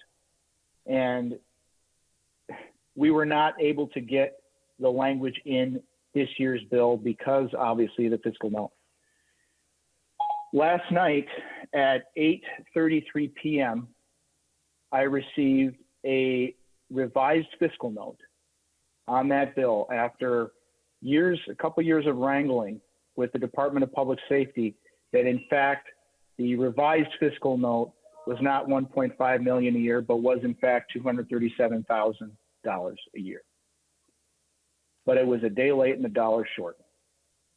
And I'm really disappointed that that couldn't be done or agreed to ahead of time because there's no reason why we should not have had a department and legislators working together to resolve this prior to the time when it became too late at Wednesday at noon when amendments were due for the Ways and Means Committee. So it is my hope that we can get this done in a special session. There are drivers that need to complete and get to their jobs and not have their licenses suspended this year during the pandemic. It's critical that we get it done.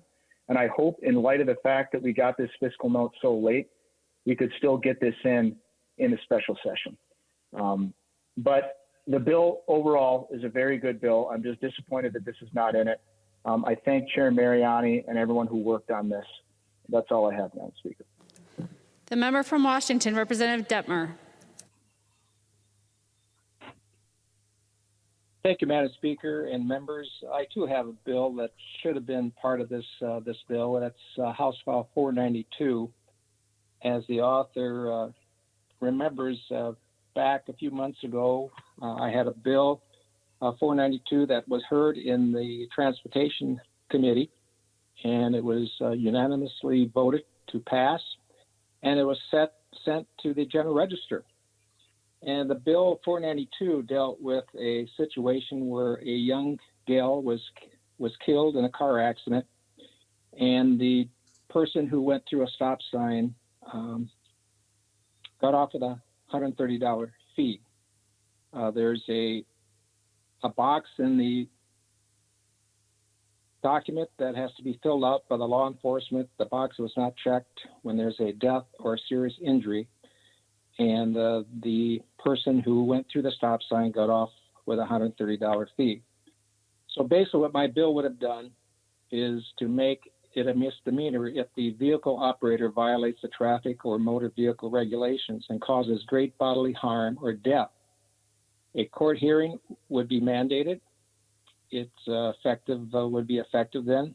Under the current law, there's a default petty misdemeanor penalty in a chapter of statutes governing traffic regulations, motor vehicle equipment, and vehicle size and weight allowances. And so my bill was sitting on the general register, and Chair Mariani said, no, I need to hear that bill. So I said, fine. He is the chair, and he brought it back to his committee, and I put in for a request for a hearing, and that hearing never happened. I'm very disappointed in Chair Mariani that the bill was brought into his committee because he wanted it, and then there was no hearing. This family has been waiting for quite a while, and the legislation was put together along with the county attorney at Chisago County and our nonpartisan research people, and it's a good bill, and the family basically just would hope that something like this would never happen to another family. So on that, Chair Mariani, I'm very disappointed. And hopefully, again, I'll try again next year.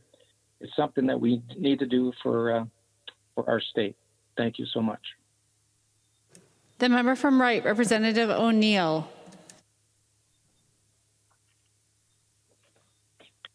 Thank you, Madam Speaker and members. It was an absolute pleasure to serve on the Public Safety Committee. Very long. We had incredibly long hearings, but the work across the aisle was really amazing.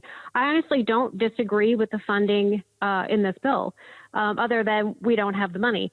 But being the lead of corrections, I know that they need additional financial support because they've been paying overtime, and we've had multiple conversations about forced overtime and how much each corrections officer has to work, and they're having a really difficult time hiring new corrections officers.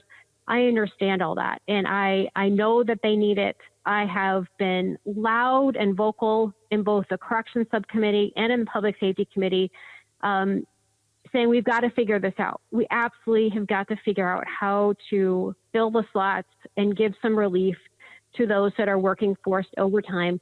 I've heard stories of people bringing their fish houses and putting them on the parking lot, and they didn't have enough time to sleep any other way, so they would go and sleep in their fish house and then go back to work. I've heard of people sleeping in on top of benches in the workout room, in staff lounges, all over the place, just trying to get enough rest so they could go back to work again. The working conditions are absolutely unacceptable.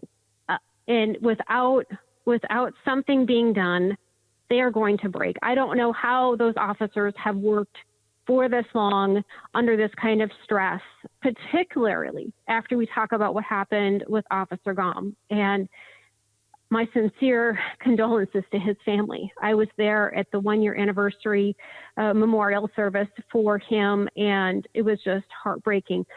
I understand all of that. I just don't know where the money will be coming from. So you could hear the exchange back and forth between Chair Mariani and I. We were trying to figure out how to fund the sex assault kit bill. I don't know where we're going to come up with another $19.3 million to fund these incredibly high needs. I understand how high these needs are. I don't disagree one bit. We look at the Community Corrections Act subsidy. Community Corrections is incredibly underfunded. We heard that in committee and how much their deficit is. And I don't think 3.9 million is even close enough to where they actually are going to need additional support. We talked about the Alternatives to Incarceration program that I had done, which was in pilot form right now, and we wanted to expand it across the state.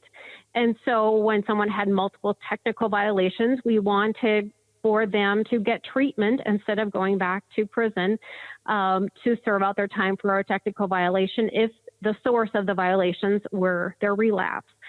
So we talked about all of these things. And then the pandemic happened. And our $1.5 billion surplus was swept away in this pandemic, and now we find ourselves in a $2.5 billion deficit. I don't disagree with a single dollar in this bill. I would love to support this bill. I just don't know where the money is coming from. We don't have it. So I also want to say, Chair Lesh, I would support your bill 100%. I hope if we come into special session again, I have an inkling we probably will. Let me know what I can do to help, because we would love to see that get across the finish line. I am incredibly supportive of that, and I am disappointed it didn't land in this bill. And again, by death of fiscal note, unfortunately. So let's get that across the finish line.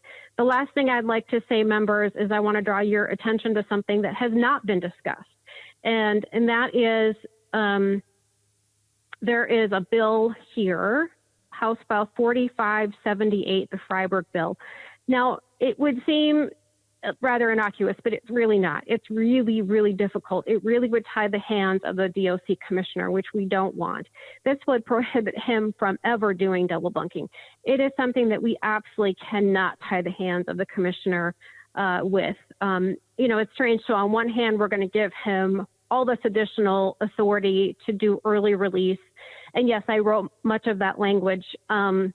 Really, that was in response to, if the governor decided to do it through executive order, we wanted to at least put some parameters around it and not let people out of prison that, say, had committed domestic assault by strangulation, which was in there with the original language. So we wanted to protect victims as much as we possibly could.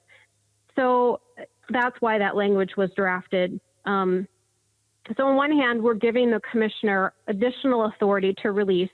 And then on the other hand, we're taking away, his ability to double bunk when necessary.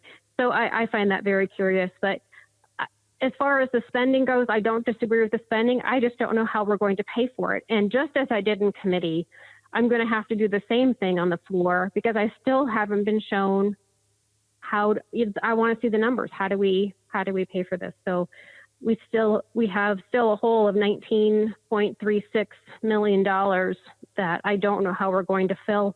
If we can figure that out, great. But today we haven't figured it out. So I'm going to be voting no on this bill. As much as I would desperately like to vote yes on this bill, I just can't. I don't know where the money's coming from. So thank you, Madam Speaker and members. The member for Mysanti, Representative Johnson. Madam Speaker, members, there's a few things in this bill, but first of all, I want to thank Chair Mariani. We've had our differences, but we've had our agreements. The staff that has worked very hard, very diligently, both partisan and nonpartisan staff, and I want to thank them for all their work. Now, this bill, I already talked about one issue with the early release, have some serious issues with that. I want to thank Representative O'Neill for the amendment that was eventually put on in Ways and Means to put some guardrails on the early release 6 months before their release date. Some of the other issues that were talked about was the double bunking issue. Right now, enough inmates have been released from our prisons that there is no double bunking at this current time. So it's that which is a good thing, but some of our prisons were actually designed for double bunking. One of the big issues that I have is the DOC deficit spending, Department of Corrections, the overtime for those great staff. I wish there was a way we could have found a way to fund that. Unfortunately, because of the COVID-19 issue and the governor locking down the state and shutting down the economy, we're looking at it just in this bill alone, $22 million that we need to spend. I guess it's down to 19 now because of an amendment, and about $45 million in the next biennium. But we have a almost $2.5 billion deficit that we have to somehow figure out, and the deficit is larger than our reserve. If there's any way possible, I want to be able to provide the funding for those individuals, that are corrections officers, because they do a fabulous job and they're so vital to our system. I am going to ask that Commissioner Harrington take a look at the entire public safety budget and see if he can find the funds somewhere, at least for this year, to finish out this year, for the funding to be transferred and reallocated to the Department of Corrections, so we can cover the deficit at least for this year. And if he can do that, then I'm almost positive we're going to come back into special session in June, that at that time we can take it up to reallocate those funds.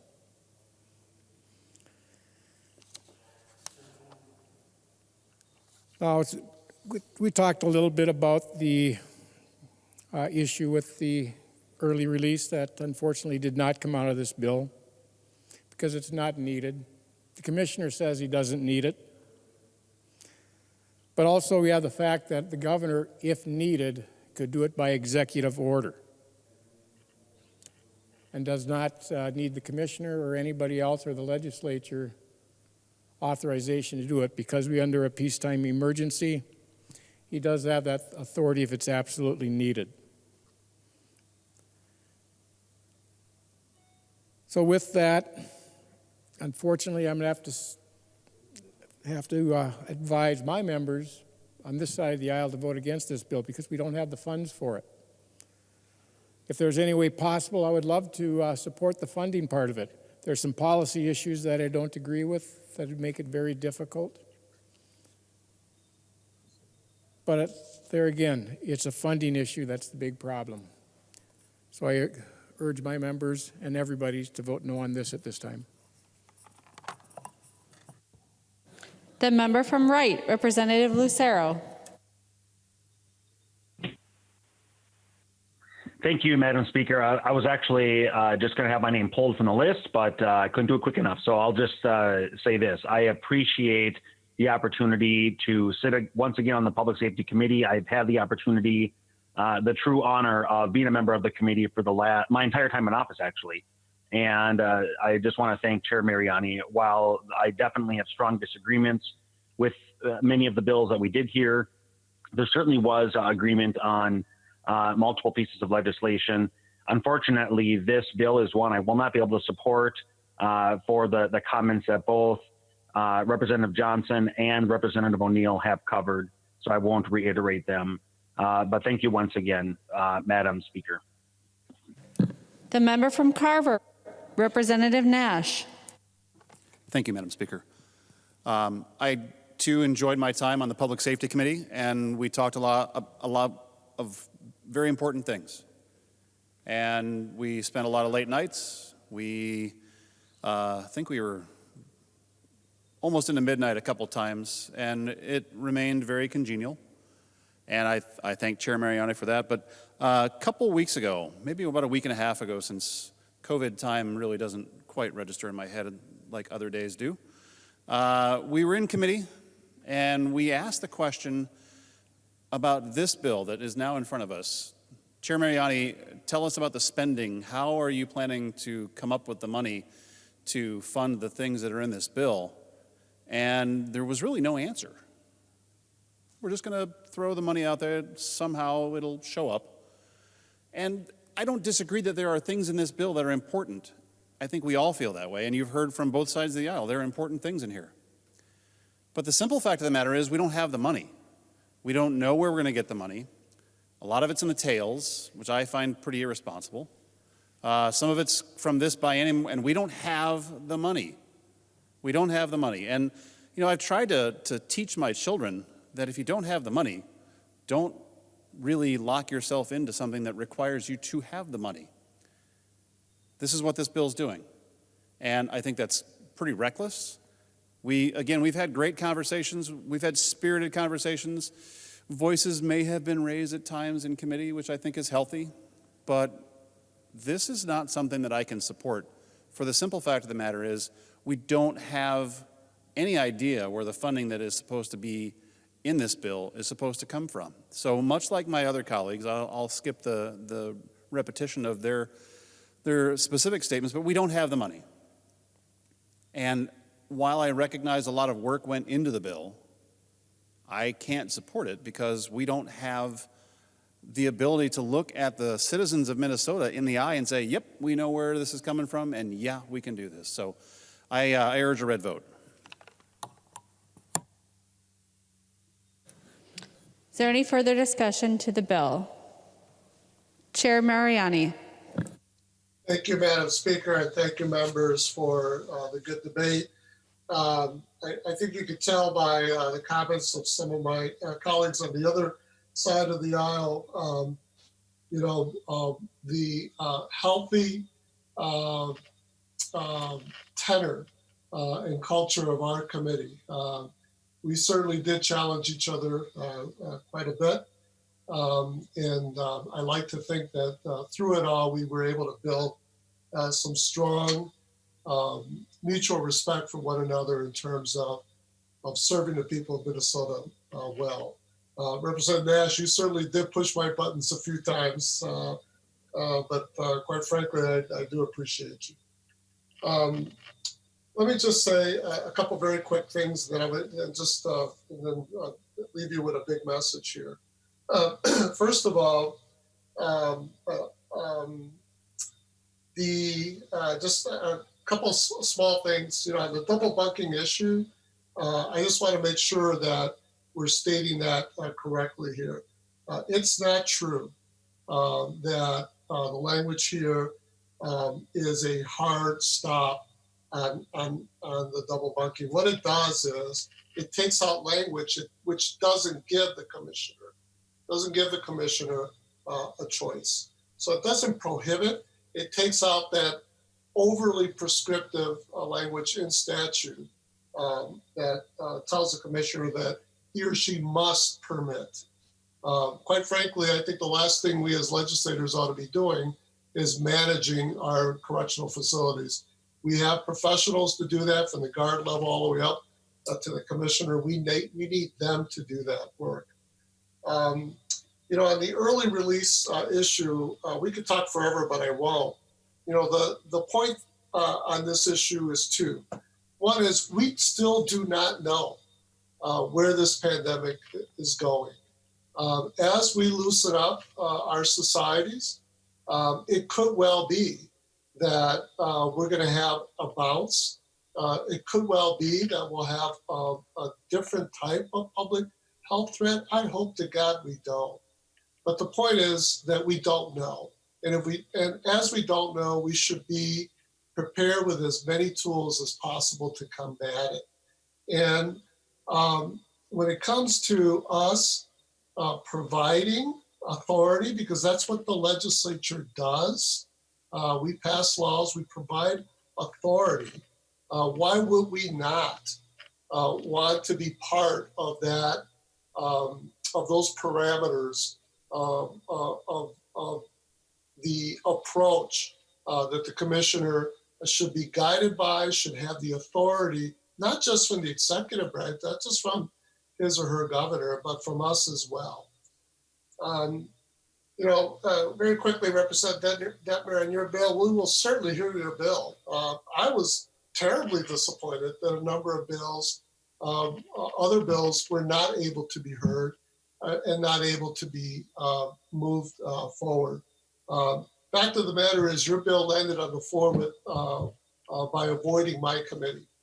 And a public safety bill should be in a public safety committee at some point. And that's not passing judgment on the merit of your bill. We'll certainly give that a hearing if we're back here again to be able to do that.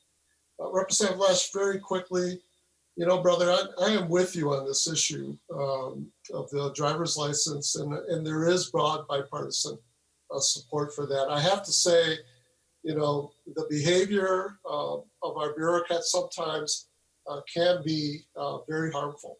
And I think this is one area where incredible harm is being caused to Minnesotans all across the state, and we need to fix that. And so I am certainly hopeful that we will come back to that issue, and hopefully soon.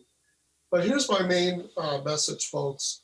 You know, the other day we did a bill. It was a good bill. I think Representative Poppe maybe had it. I voted for it. I supported it. We provided support for farmers. And we found the money to do that. We found the money to do that. Was that a reckless thing to do? Each of us will have to answer that question. I think all of us voted for that, so I think the answer is no. What was important is that we walk with our farmers. That's what was important.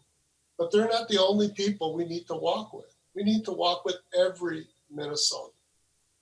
And so, you know, there are certainly members in this chamber, because I've heard these speeches already, you know, earlier in other bills. There are members in this chamber who would measure what we do only in terms of dollars and cents. And it is absolutely important that we pay attention to our finances. Absolutely. But here's my question.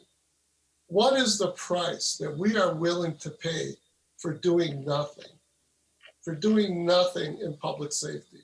Are we willing to have the person who is sexually violated pay the price for no justice because the state is okay with their exam kit not being tested? Are we okay? Or rather, what is the price that a victim of a violent crime should pay beyond, you know, the crime itself? Because testing evidence that's involved in their case is something that this body is not willing to find a way to pay for it? Each of us are going to have to answer that question in the next couple of minutes. But as we answer it, I want you to be aware. I want you not to be confused. Someone will pay for our decision. I think we do that together and not expect each victim, each correction officer's family to bear the price that we are not willing to find a way to share among the 5.4 million Minnesotans in this state. It is my privilege to have shepherded this bill to this point so that we can each answer that question of whether public safety matters. My answer is that it does. My answer is that it's not enough to get up and give rosy speeches. It's important that we vote and not just speak, that we vote for those things that matter, because in the end, that's what creates the pressure and the presence for us to find the way. My colleague in the other body has already spoken on this issue. He wants to find a way, but he's not going to be pushed or encouraged to find the way to pay for all the things that everyone here is saying is important if this body votes down those very things. So, members, again, it's my privilege to lay this difficult issue before you. That's what we do in this body. And I hope that you can rise and answer it with an affirmative support for this bill. Thank you, Madam Speaker, and thank you, members. The clerk will take the roll on House File 3156. Acom. Acom, aye. Acom, aye. Albright. Albright, no. Albright, no. Anderson. Anderson, no. Anderson, no. Backer. Backer, no. Backer, no. Bonner. Bonner, aye. Bonner, aye. Barr. Barr, no. Baker. Baker, no. Becker, Finn. Becker, Finn, aye. Becker, Finn, aye. Bennett. Bennett, no. Bennett, no. Bernardy. Bernardy, aye. Bernardy, aye. Bierman. Bierman, aye. Bierman, aye. Bow. Bo, no. Bow, no. Brand. Brand, yes. Brand, aye. Cantrell. Cantrell, aye. Cantrell, aye. Carlson, A. Carlson, A, aye. Carlson, A, aye. Carlson, L. Carlson L. Aye. Carlson L. I. Christensen. Christensen, I. Christensen I. Claflin. Claflin, I. Claflin I. Considine. Considine, aye. Considine I. Daniels. Daniels, no. Daniels no. Doubt. Doubt. Davids. Davids no. Davney. Daphne, aye. Davney I. Dean. Dean, aye. Dean I. Damath. Damath no. Detmer. Detmer, no. Detmer no. Druskowski. Ruskowski, no. Druskowski no. Eklund. Eklund, aye. Eklund I. Edelson. Edelson, I. Edelson I. Elkins. Elkins. aye. Elkins I. Erickson. Erickson, no. Erickson no. Fabian. Fabian, no. Fabian no. Fisher. Fisher, aye. Fisher I. Franzen. Franson, no. Franzen no. Freiberg. Freiberg votes yes. Freiberg I. Garofalo. Garofalo, no. Garofalo no. Gomez. Gomez. Gomez, I. Gomez I. Green. Green, no. Green no. Grossel. Grossel, nay. Grossel no. Grunhagen. Grunhagen, no. Grunhagen no. Gunther. Gunther. Haley. Haley, no. Haley no. Halverson. Halverson I. Hamilton. Hamilton, no. Hamilton no. Hanson. Hanson, aye. Hanson I. Hassan.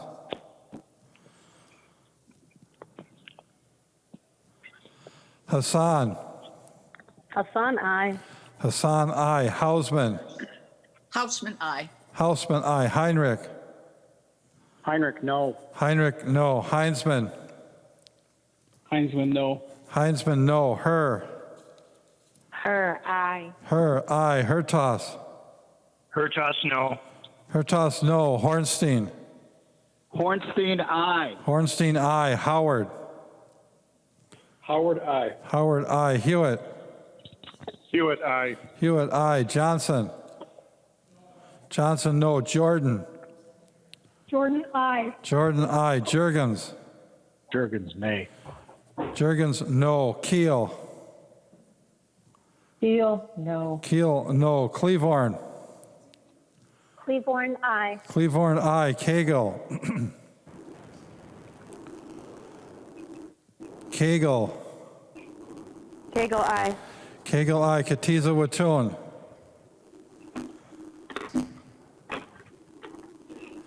Katiza Watun. Watun, I. Katiza Watun I. Kosnick. Kosnick no. Kreshaw. Krisha, no. Kresha no. Kunish Podine.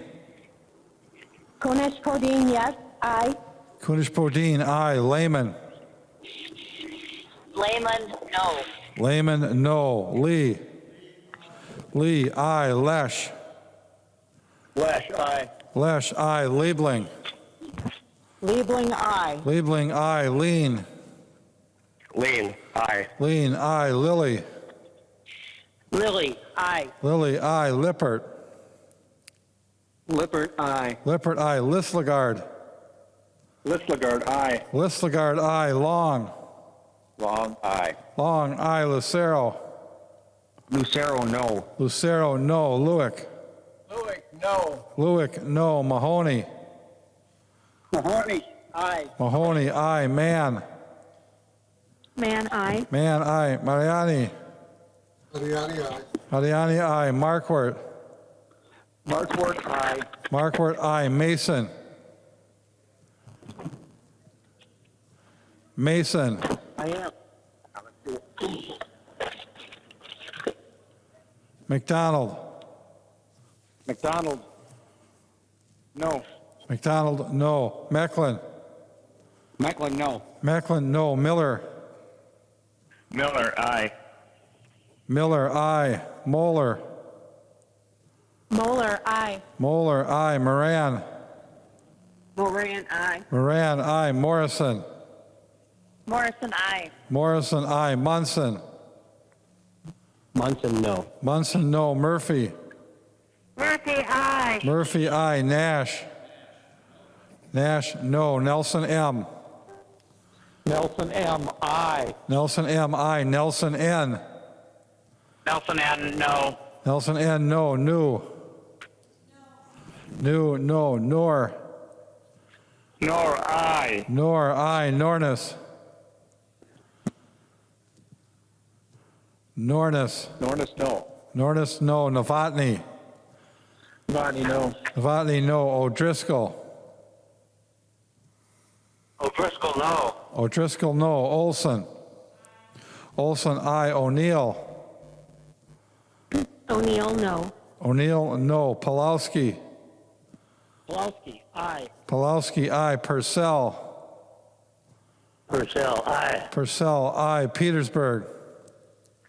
Petersburg, no. Petersburg, no. Pearson. Pearson, no. Pearson, no. Pinto. Pinto, I. Pinto, aye. Poppe. Poppe, aye. Poppe, aye. Poston. Poston, no. Poston, no. Pryor. Pryor, aye. Pryor, aye. Quam. Quam, no. Quam, no. Richardson.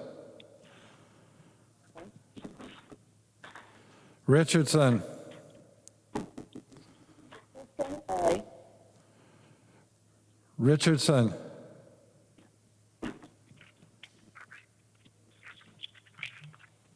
Richardson, aye. Richardson, aye. Robbins. Robbins, no. Robbins, no. Runbeck. Runbeck, no. Runbeck, no. Sandell. Sandell, I. Sandell, aye. Sandsted. Sandsted, aye. Sandsted, aye. Sauk. Sauk, aye. Schumacher. Schumacher, no. Schumacher, no. Schultz. Schultz, aye. Schultz, aye. Scott. Scott, no. Scott, no. Stevenson. Stevenson, I. Stevenson, aye. Sundin. Sundin, aye. Sundin, aye. Swazinski. Swazinski, no. Swazinski, no. Tabke. Tabke, aye. Tabke, aye. Tice. Tice, no. Tice, no. Torkelson. Torkelson, no. Torkelson, no. Erdahl. Erdahl, no. Vang. Vang, aye. Vang, aye. Vogel. Vogel, no. Vogel, no. Wagenius. Wagenius, aye. Wagenius, aye. Waslawick. Wozlowick, aye. Waslawick, aye. West. West, no. West, no. Winkler. Winkler, aye. Wolgamott. Wolgamott, aye. Wolgamott, aye. Zhang Jie. Zhang Jie. Zhang Ti. Zhang Ti, aye. Zhang Ti, aye. Joachim. Joachim, aye. Joachim, aye. Speaker Hortman. Speaker Hortman, aye. Doubt. Doubt, no. Gunther.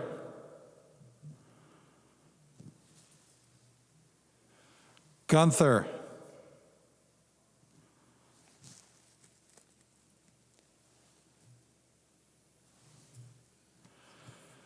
Mason. Mason, aye.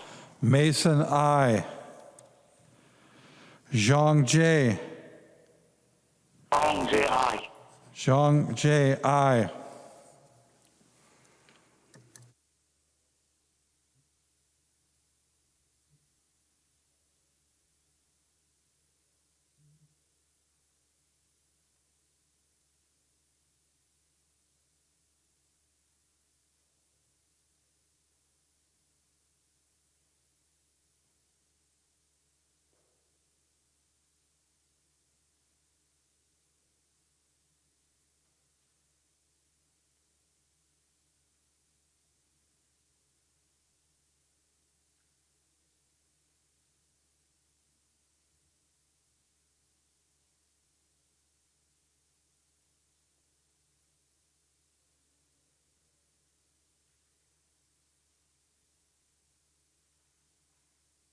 There being 76 ayes and 58 nays, the bill is passed as amended and its title agreed to. Without objection, we'll revert to messages from the Senate.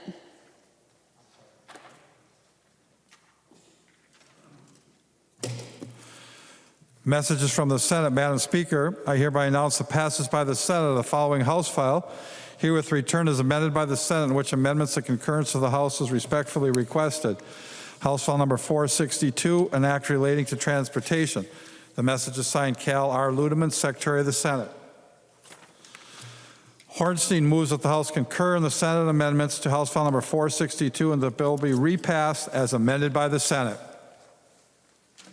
Representative Hornstein, to your motion.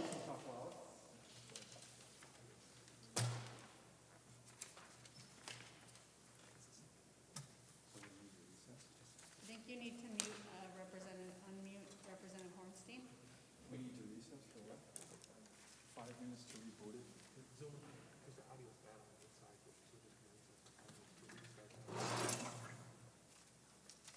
Just to correct the audio.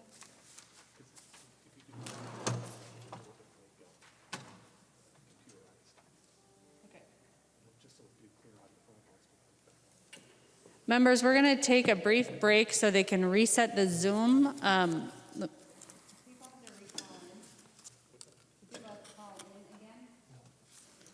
Members, you do not need to hang up and call in again. They're going to reboot something related to the sound system to address the sound issues.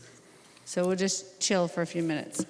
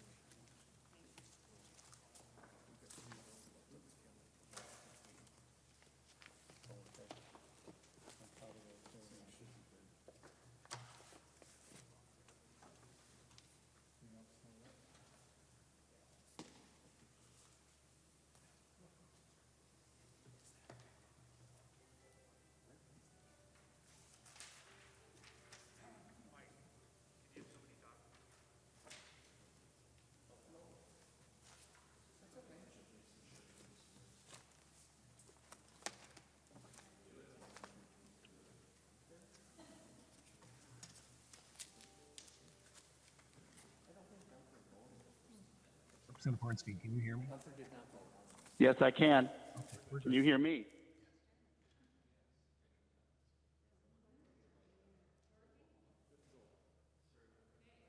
Ready to rock. Representative Hornstein, on your motion to concur with the Senate amendments to House File 462. Thank you, Madam Speaker. Yes, that is my motion to concur. I wanted to give just a little quick background about this bill and its path towards us today. The House passed the bill, House File 462, 122 to nothing last year on February 14th. The Senate referred it to the Transportation Committee but did not act on it last year and this year. But yesterday, the Senate suspended the rules and took up House File 462 on the floor. Senate floor, amended a DE amendment to replace the original bill with the language of Senate File 3255. That was our transportation policy bill, or is our transportation policy bill. And then they voted it off the floor on a 67 to nothing unanimous vote. And they seek our concurrence, and I move concurrence. And Madam Speaker, I did want to go over a few of these provisions and a little bit about the process for developing the bill. This bill was assembled by a bipartisan and bicameral working group of transportation leadership in both the House and Senate. That included myself, Representative Tabke, Representative Torkelson on the House side, Chairman Newman, Senator Dibble, and Senator Jasinski on the Senate side. So we felt that it was very important to continue our very positive working relationship that we developed during this COVID crisis and set out a few parameters for this bill. We took a look at a lot of legislation that was passed in both bodies, but we felt that we wanted to make sure the legislation was important. It moved the needle forward in terms of making a difference for people in the transportation arena. But we also wanted to stick to some non-controversial items and items that had no fiscal impact. So the bill was heard and passed in the Transportation Committee here in the House on an 18-0 vote on April 30th. And before I get into the specific provisions, I did want to thank our fantastic staff on both sides of the aisle that really, of course, like in so many divisions, really rose to the occasion here during these very difficult and challenging times that we face. And so I want to just name them quickly. We have on the research side, Jennifer Nelson for the DFL, Joe Marble for the GOP. We have our committee administrator, John Howe, and committee legislative assistant, Dan Dodge, did excellent jobs. But what I really want to hold up most importantly are our nonpartisan staff that just repeatedly went above and beyond the call of duty. Andy Lee, our fiscal analyst, and of course he's been very busy with the bonding bill, and Matt Burris, our research analyst. They were incredible and stellar and are deeply appreciated. So to the bill, Section 1, and again, this is an amalgam of different House and Senate files, a few new provisions that came to our attention because of the COVID crisis, but most of the bills have been heard in our committee. Section 1 is from Representative Sundin, House File 3526. It requires a road authority to notify the owner of a private road after their intent to make repairs on that road. Sections 2, 23, and 26 are from House File 3494. That's Representative Anderson's bill. These are provisions that are turnbacks of state highways to counties. This particular section refers to highways in Stearns County and South St. Paul.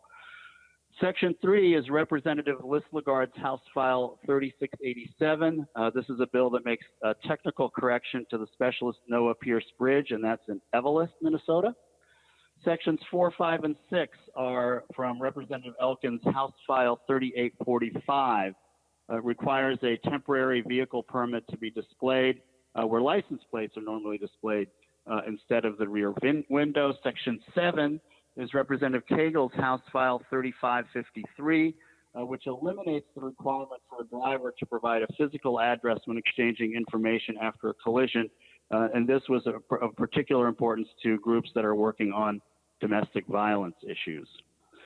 Sections 8, 9, and 10 are from Representative Wolgamott's House File 3476, which allows new and used school buses being sold by a school bus dealer to be operated under an interim inspection certificate.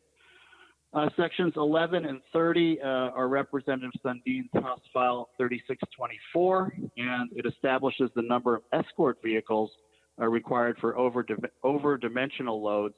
And of course, that depends on the road and the type of road and the specific dimensions. Section 12 and 13 are Representative Jordan's House File 4174. That requires the driver of various school buses and school activity vans to possess proof of physical qualifications to operate the vehicle and disclose specified offenses and driving privilege losses while employed by the entity that owns the vehicle. Sections 14 and 15 are Representative Vogel's House File 4523. That allows a person to request an autism spectrum identifier on a driver's license or Minnesota ID card. Sections 16, 17, 18, and 30 are from Representative Tabke's House File 3240, which modifies MnDOT's regulation of specific transportation services and providers who receive state and federal funds. Sections 19 and 21 are Representative Torkelson's House File 3487, provides for regulation of standalone meteorological towers.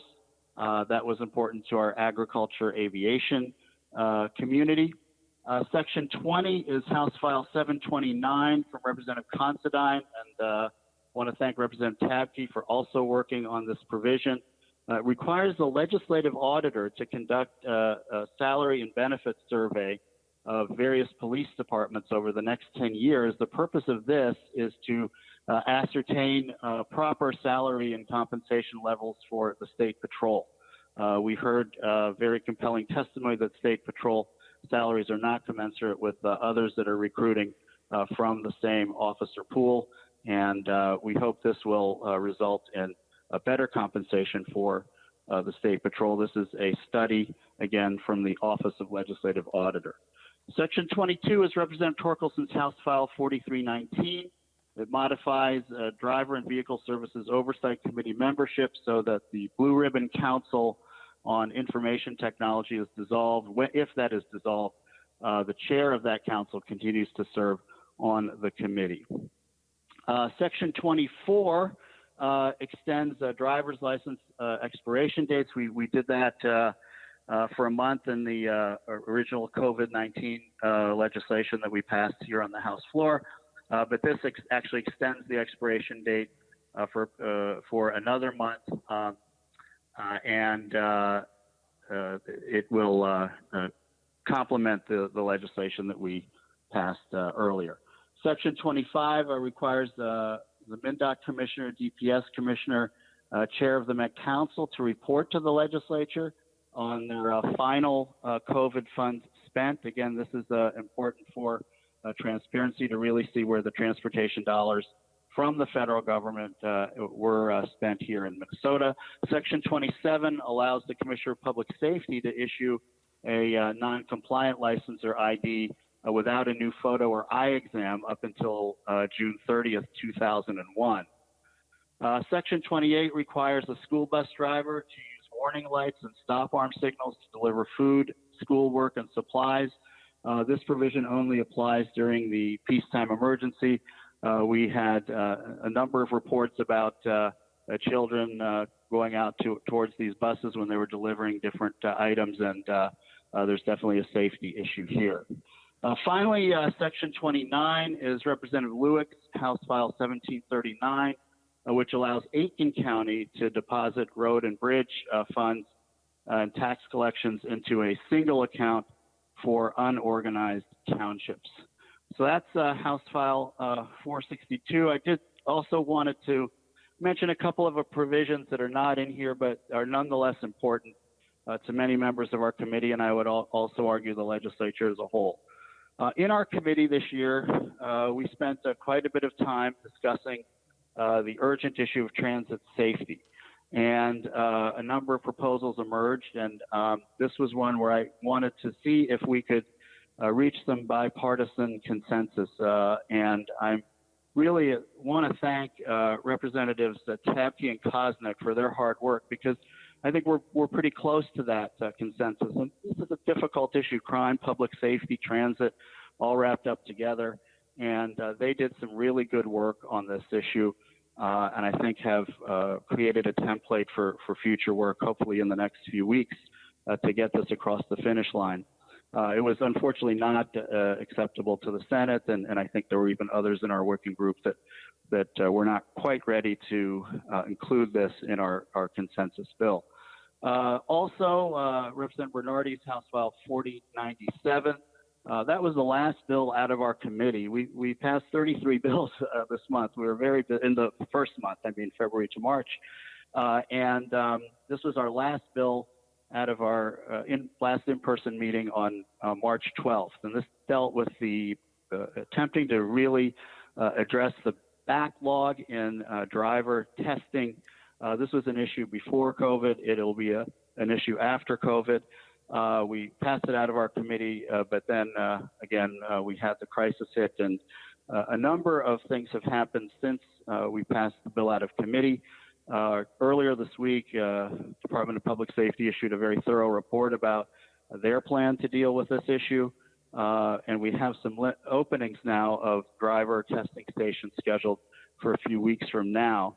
It's my intention to hold a interim hearing in our committee in a couple of weeks to dive into this issue with much more depth entertain ideas from both sides of the aisle so that we can complete the work that was started on this provision.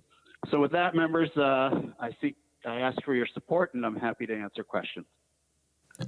Discussion on the motion to concur with the Senate amendments. Seeing Representative Munson.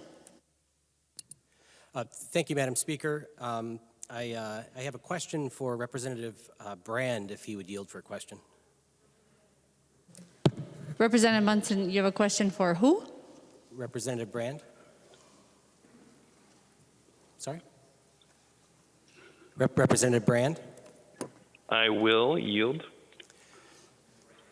Representative Brand, he will yield. Representative Munson. Thank you, Madam Speaker. Representative Brand, you're the Vice Chair of Transportation, so I'm assuming you worked on this bill as well. And you're my neighboring legislator. We share a boundary across the Minnesota River. Our districts run side by side and peppered with farm fields. As I've read through this bill, I see on Section 21, Subdivision 1, which is addressing the meteorological towers. It actually doesn't just address meteorological towers, it also addresses any towers with antennas attached to them. And a lot of the farm sites in our districts used to use communication with people in the field in the fall during harvest by CB radio. So a lot of farm sites have towers on their bin site or on their farm site, and also on their grain bin, grain legs. And as I was driving around the district these last few days looking at farm sites, there are a lot of these towers in our district. Of course, CB radio isn't commonly used anymore, and a lot of the towers have TV antennas, or more frequently now, is like my farm site, we mount fixed wireless broadband transponders on these towers so that we can receive high-speed internet efficiently and effectively, and cost-effectively. This bill requires all of these towers to be painted in accordance with aviation guidelines. Now, I've got a 65-foot tower in my backyard, and it sits about 200 feet from a 120-foot high cottonwood tree. I understand safety is important for aviation. Crop dusters aren't prevalent around our area, but you have a flight school in your district. I've spent a lot of time on the phone with them because they have 400 students that can't fly in airplanes because of the shutdown. And I understand safety for flying around farm sites, but these towers don't bear a significant risk to airplanes, especially when the surrounding trees are taller than a lot of these towers. But they do play an important role for fixed wireless and rural broadband. And as an advocate for farm safety, I would be concerned about farmers climbing these towers to paint them red and white in accordance with aviation guidelines. And I'm wondering what your thoughts are on farm safety of having these farmers climb these towers. And quite honestly, these towers are made from heavily galvanized iron or steel, and they're not conducive to be painted. The paint flakes off of these heavily galvanized steel. I don't know how I'm going to paint my tower. I'm certainly not going to pay for a crane to come in and do it for thousands of dollars. And this bill creates a new tax on farmers to have to pay and register their tower with the state. And even if they have an existing one or they erect one, the only way they get out of it is if they tear it down. Many of us would lose our broadband wireless communication because it requires a line of sight.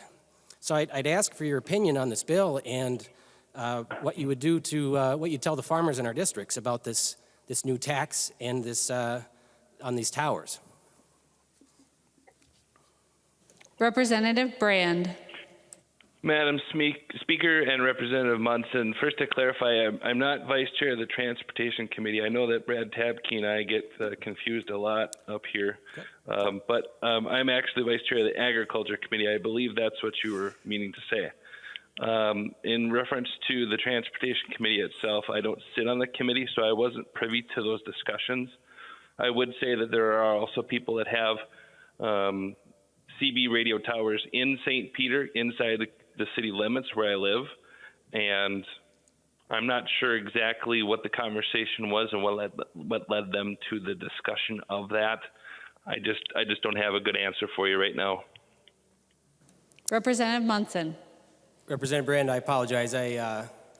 I thought you were on the Transportation Committee, so I was going to pose a question to you. But as for farm safety, I know that you're working on grain bin safety. Do you have concerns about farmers being required to go up and paint their towers that are over 50 feet? A lot of farmers have ones like mine. It was a common brand that's 65 feet tall. If Representative Brand would continue to yield. Representative Brand, will you yield? Yes, Madam Speaker, I will. He will yield. Representative Munson. Representative Brand, I was just posing a question about farm safety as it relates. You've been working on some legislation around grain bin safety, and is this a concern of yours that farmers would be climbing these towers to paint them to match the requirements of this bill? Representative Brand. Thank you, Madam Speaker. Representative Munson, I would say that I myself would be very challenged to climb up on top of a grain bin, given the fact that sometimes I get vertigo when I get up in high spaces. I would say that I myself wouldn't be excited to do that, and I would definitely recommend that anybody that would do that would follow any specific safety criteria that might be offered to them, some advice on safety, including harnesses, specific safety features, including anchor points and that sort of thing. There are people, I'm sure, that can be hired to do that specific job safely as well. I would say it is critical that we make sure and we advocate for the best interests of our farmers. I grew up on a farm, and so I know that sometimes things are cobbled with chewing gum and duct tape and some other items to make things work. And I get it. That's what farmers typically do. They just make things work. And unfortunately, we have situations like that. Sometimes you do run into people losing fingers in corn pickers. Sometimes you do lose individuals for safety reasons and that sort of thing.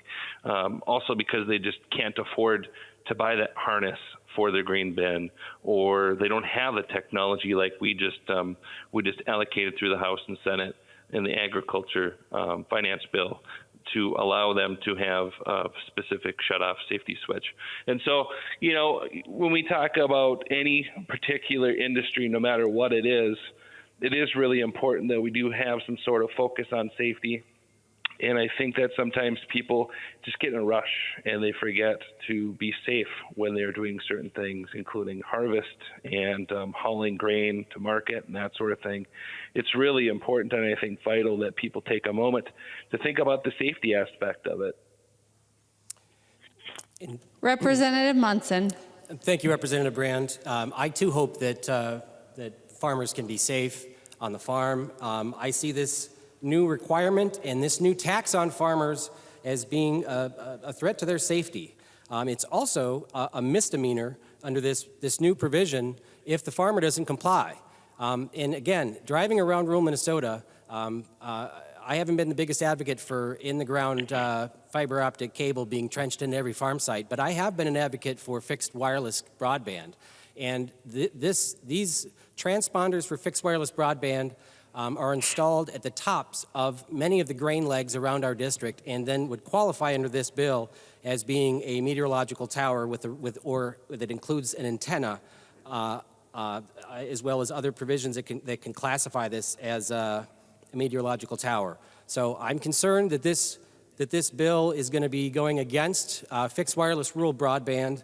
It's causing it's just a large burden of requirements on farmers and putting them in very grave danger, having to comply with this rule or face a misdemeanor. So members, I would vote, and I would urge a no vote on this concurrence.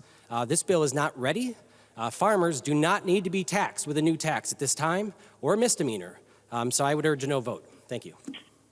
Any further discussion on the motion to concur? Seeing none, all those, Representative Koznick, did you want to be recognized on third reading? All those in favor of the motion to concur, please say aye. Those opposed, please say no. The motion prevails. The clerk will give the bill its third reading as amended by the Senate. Third reading, House File Number 462, as amended by the Senate. Third reading as amended by the Senate. Discussion to the bill. Representative Koznick. Thank you, Madam Speaker, and members on the phone. I know it's quite a long day. We're almost done, but I rise to talk about a couple, one particular issue, transit safety, talk about a couple issues that are missing in this and some work that is yet to be done. And Chair Hornstein, I appreciate your comments, and I know that we've worked and you continue to work and be available to get transit security passed. Representative Tabke and I have come to a pretty good agreement, and as you mentioned, a good template to work off of. But members, I do want to, it's not just empty talk, and it is a very important issue because I want to highlight that even during the COVID period, the issues on the transit system remain. Is day or night, we've heard of some high-profile attacks, one at 9 in the morning, one at midnight, and all throughout the day, there's still a major threat to our transit system. And I want to speak a little bit to our friends down the hall. I'm very disappointed that we were working with you to try to get some agreement. We were very close, and at the last minute, you backed away from the language that we were working on. And so we've tried to give you some time to deliberate and wrap your thoughts and embrace the language that we have. But better start deliberating a little bit faster. And while Chair Hornstein, I appreciate that you think or are willing to work on this in the next couple days or weeks, I'd like to see something done even in the next couple hours. And so I plead that you'll see the urgency of this issue.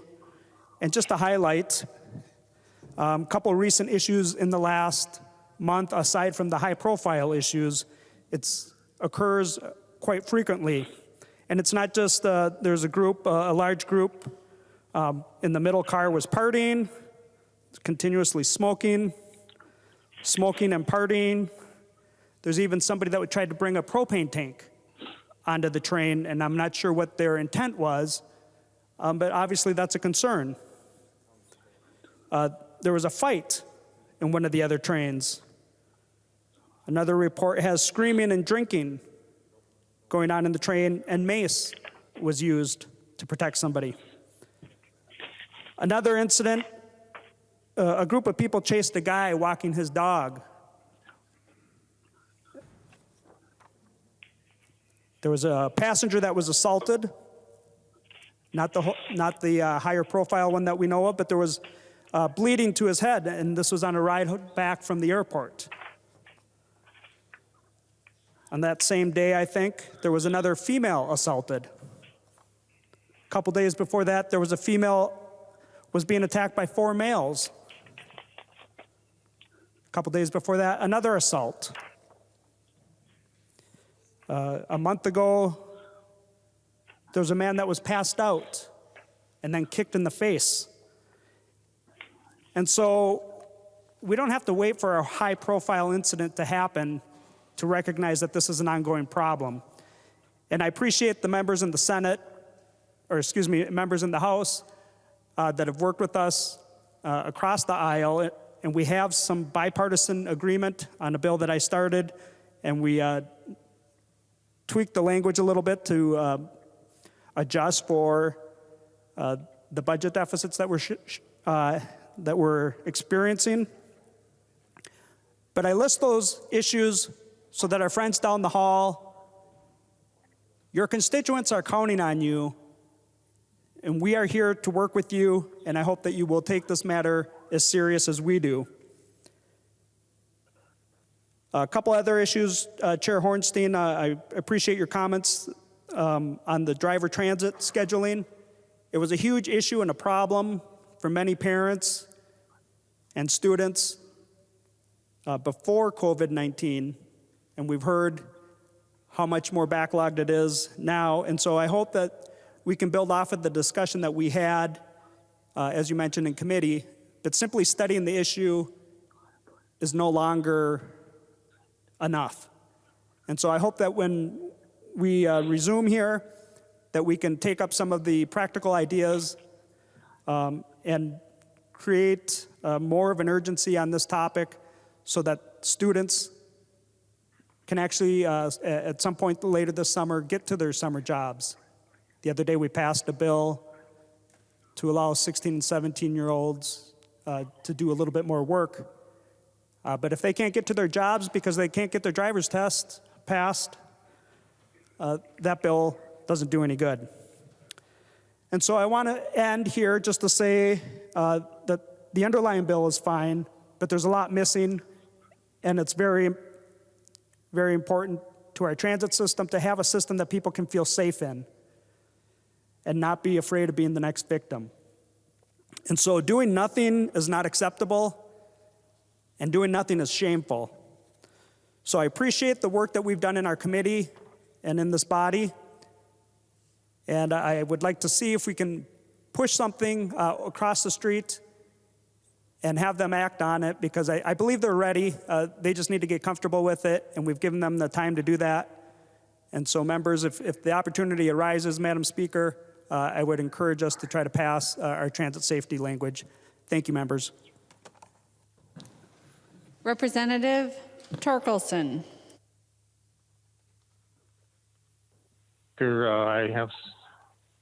Thank you, Madam Speaker. Can you hear me now?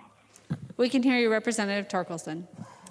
Thank you. Before I get to the bill in general, it's very important that I clear up some confusion regarding meteorological towers.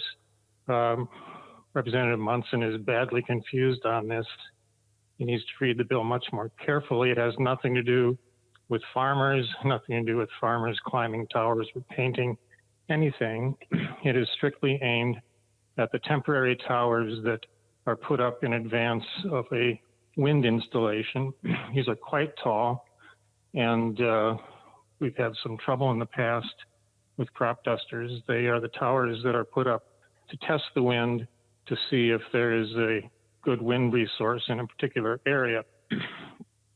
So the comments of Representative Munson are out of line, inappropriate, and confusing. And I hope if any farmers are listening, I happen to be one of them, I hope farmers understand that this has no effect on their grain legs or their radio towers or their towers that relay internet signals. With that, Madam Speaker, I'll go to the bill itself. The bill itself, the underlying bill, has been carefully worked out. I'd like to thank Chair Hornstein for his fine work on this bill.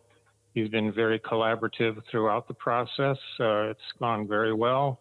And the items in the bill have been agreed to by all four caucuses. It's been really a good job by Frank. I'd like to congratulate him and his Vice Chair, Representative Tabke, for the work they've done. And of course, all the staff members that Frank has already thanked to deserve thanks to, and the members of the committee. As has also been related, there's some things missing from this bill that are really important. We've already talked about transit safety. I won't dwell on that. Hopefully we'll be addressing that soon. We have another major issue with troopers.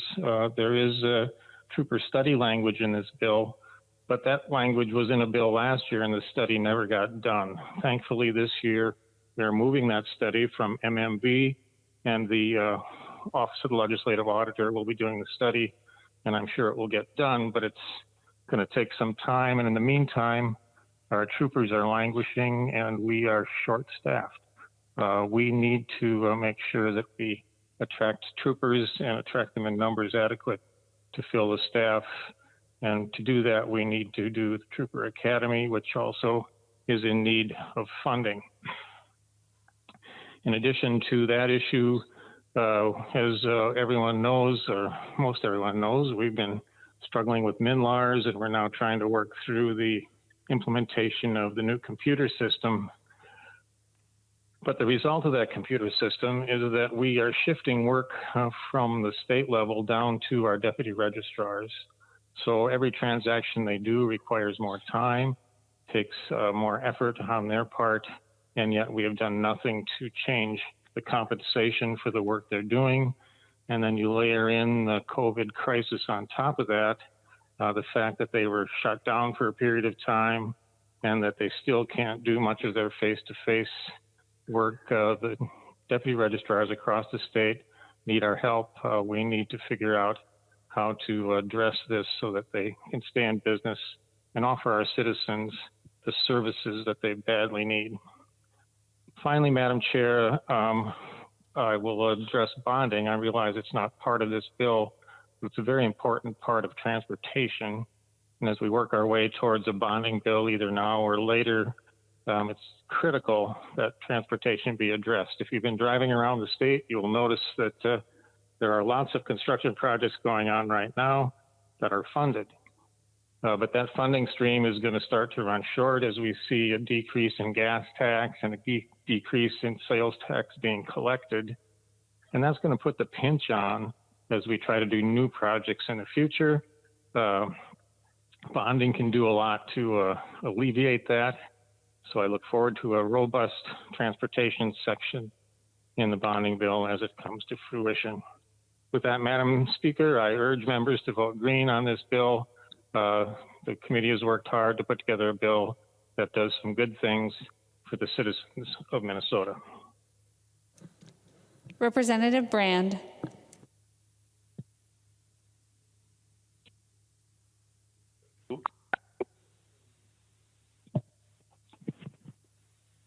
Thank you, Madam Speaker. I wasn't going to speak to this bill. I was blindsided by a colleague on a question about transportation that obviously the homework wasn't done. We're both in neighboring districts, and I just wanted to mention, I wanted to thank Representative Torkelson for authoring that bill. I just actually, there's close to 5,000 bills that we've had authored this year, and things are flying around everywhere right now. But I just wanted to point out that I actually wanted to I signed on to Representative Torkelson's bill because I think it is a very good bill. I would really hate for somebody to crash into one of these towers. And I just wanted to thank Representative Torkelson for turning his bill into a bipartisan bill.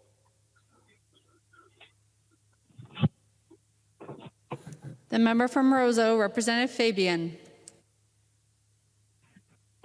Speaker, I appreciate the Thank you, Madam Speaker. I appreciate the opportunity to address the body. I want to first thank Chair Hornstein for his work and his friendship, and especially Representative Torkelson for his work. I know how hard he works, and I know how much he cares about transportation issues, and quite frankly, all kinds of issues that come before us here in the legislature. And he truly is a hard worker, and I respect both of those guys a whole bunch. I'm speaking today. In December, I had constituents, Bob Tuttle, who is the patrol inspector in charge for the U.S. Border Patrol at the road station, and Sheriff Steve Gust, who is the Roseau County Sheriff. They came to me with a request to have two segments of two different highways memorialized because peace officers had been killed in the line of duty. One of them was Richard K. Magnuson, who was killed in 1978. Somebody ran the border north of Roseau. He went to intercept the car and was shot and killed in that conflict. And then also way back in 1928, Patrol Agent Robert H. Lobdell was killed, again in the line of duty. Stopped a car and was shot and killed. Officer Tuttle is interested in these things largely because he's going to retire at the end of June. And he'd been talking to a number of people in the area, and they thought that they should do something. So they came to me with the idea of getting this done. So we had the bills drafted. And what they want to do is memorialize a section of Highway 11 and a section of Highway 310. There's no fiscal note involved. All of the funds need to be raised locally. That's written right into the bills that we had. I appreciate Chair Lyndon Carlson for actually going to work on this to get it through Ways and Means so that we could get it to the General Register. And we got it there. Had some amendments good to try to get this attached to the transportation bill that we're talking about this evening, and that ran into a snag across the street. And this is one of the most bizarre decisions that I've seen in the 10 years that I've been here, to not be able to memorialize some highways because peace officers have given their lives in the line of duty. It makes absolutely no sense to me. It's very disappointing to Sheriff Gust and Patrol Agent in Charge Tuttle. Both of them are friends of mine. And it's also disappointing to the men and women that serve and protect us on a daily basis, and especially those in my area. And it's very troubling to not respect the wishes of those people who brought these ideas forward. And Madam Speaker, the irony of this is that per the governor's order, yesterday, flags were ordered to fly at half staff in honor of peace officers who have been killed or injured in the line of duty. I hope that somehow before the end of session, we can get this done to honor the men and women around the state, and in this case here, these two fallen officers. And I look forward to continuing to work with folks to see if we can't do this. I'm disappointed by not having this included in the bill, and sadly, I'm probably going to vote no on the bill to show my constituents that I'm sticking up for them. Thank you, Madam Speaker. Any further discussion? The author of the bill, the member from Hennepin, Representative Hornstein. Thank you very much, Madam Speaker and members, and I appreciated the discussion today. Just a couple of brief concluding comments. First of all, I want to take this opportunity to thank Representative Fabian for bringing forward these bills. And on our House side, we do routinely pass these bills for the reasons that you articulated, Representative Fabian.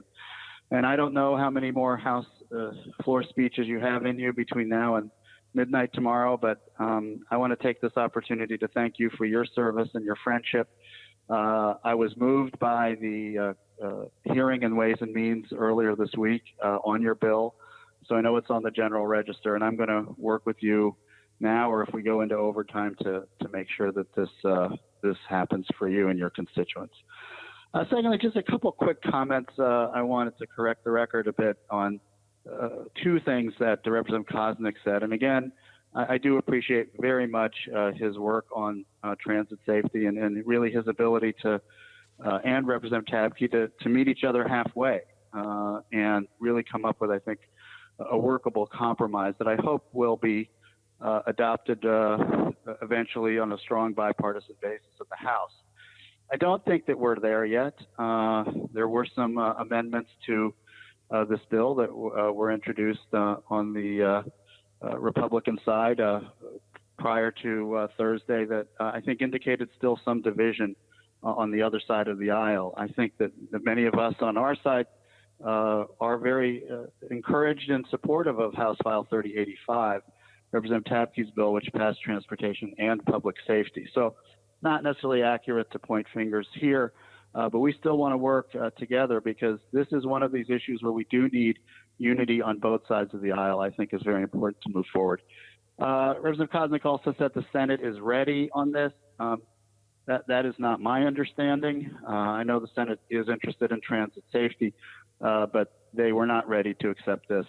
And I really tried as hard as I possibly could to move this even earlier this week to see if we could get it included in this bill. But the Senate is not yet ready, at least on this particular proposal. So we're going to have to work with them here, I think, in the next few weeks. I'm hoping that if there is a special session, this would be one of the items that we address. Finally, Madam Speaker and members, I just on a personal note, as Representative Torkelson said, I found our process here among the transportation leadership on both sides of the aisle and also the House and Senate to be particularly rewarding in this moment of crisis. We worked hard. We built strong relationships with each other. It's really how legislating should be done. Now, I know we're not going to agree on everything, nor should we. We have different worldviews on many issues, but at least for this time in the Transportation Division, we put that aside and came up with this product, which is good. It's going to make a difference in people's lives. And this is really one of these things that I'm going to carry with me for a long time, the collaborative spirit, and I hope that we can continue that into the future. So with that, Madam Speaker, I ask for a green vote on the concurrence on House File 462. Hearing no further discussion, the clerk will take the roll on House File 462. Acom. Acom, aye. Acom, aye. Albright. Albright, aye. Albright, aye. Anderson.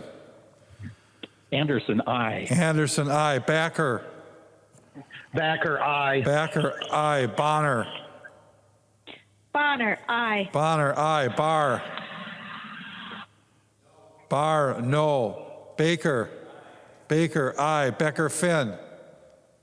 Becker, Finn, aye. Becker, Finn, aye. Bennett.